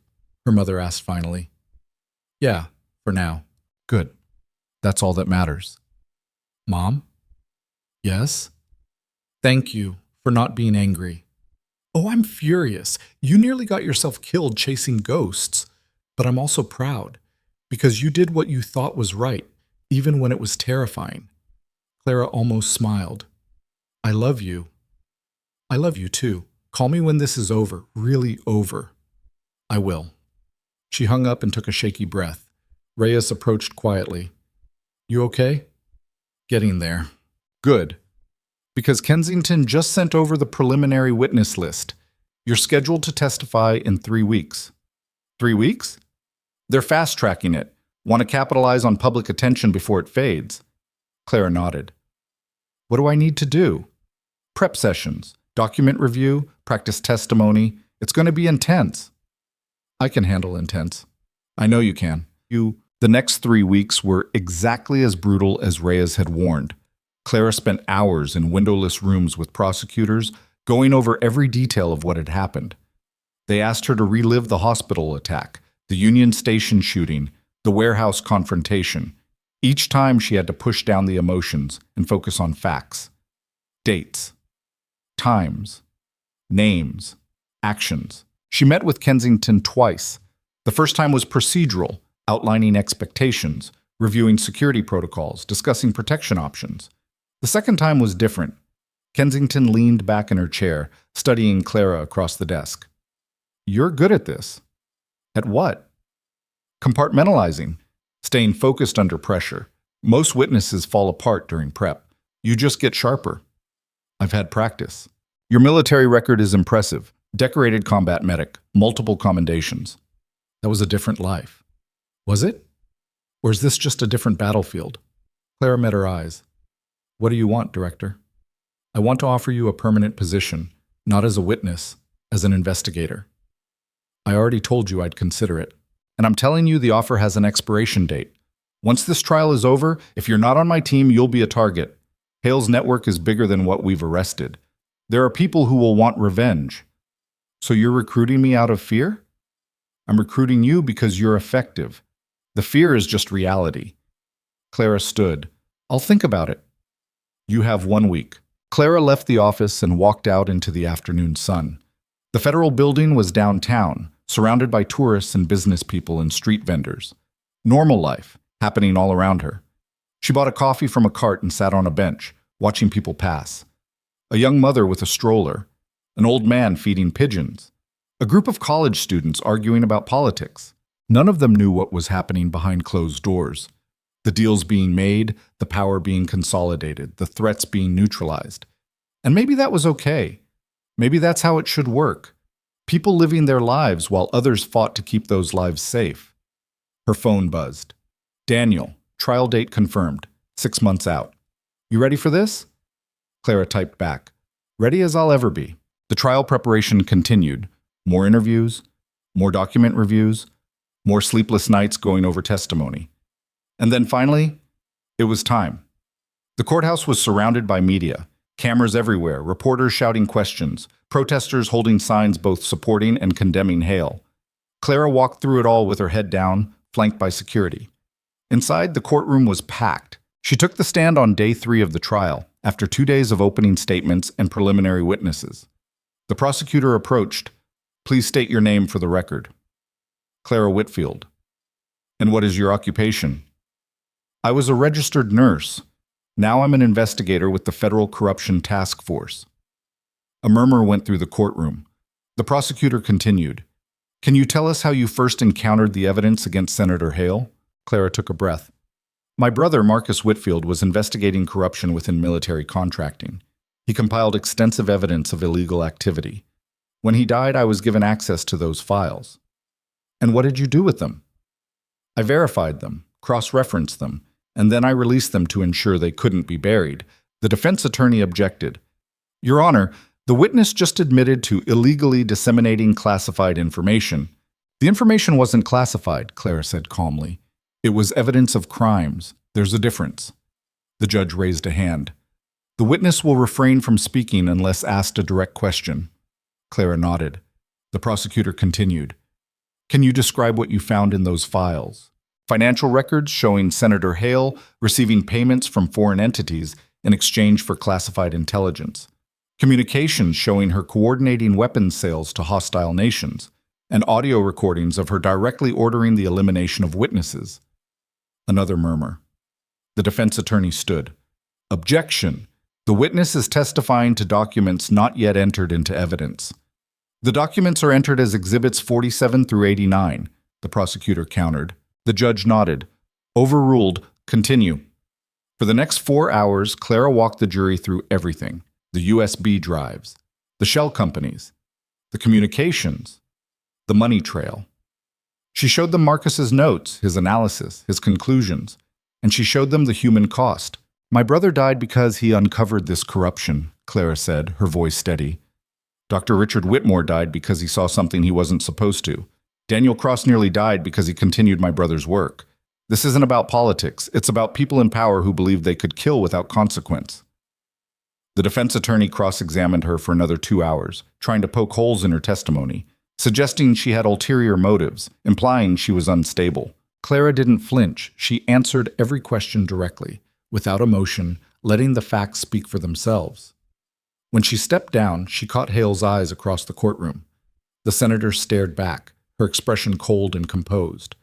But Clara could see it underneath. Fear. The trial continued for 3 more weeks. More witnesses. More evidence. More testimony. Clara attended every day, sitting in the gallery, watching justice unfold. On the final day, the jury deliberated for 6 hours. When they returned, the courtroom was so quiet Clara could hear her own heartbeat. We, the jury, find the defendant, Victoria Hale, guilty on all counts. The room erupted. Reporters scrambled for the exits. Hale's face went white. Her lawyers immediately started filing motions, but it didn't matter. She'd been found guilty. By a jury of her peers, in open court, with the whole world watching. Clara sat in the gallery, feeling the weight of 3 years lift off her shoulders. It was done. Really done. Outside the courthouse, media swarmed her. Miss Whitfield, how do you feel about the verdict? Do you think justice was served?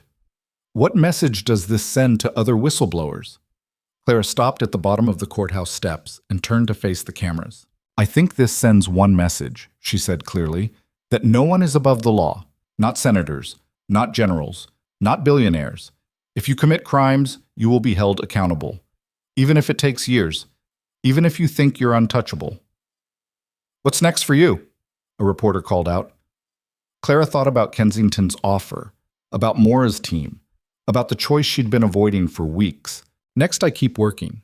There are more people like Senator Hale, more systems that protect the powerful and punish the vulnerable, and I'm going to help dismantle them. As a federal investigator? Clara smiled slightly. As whatever it takes. She walked away from the cameras, through the crowd, to where Reyes and Daniel were waiting. You did good, Reyes said.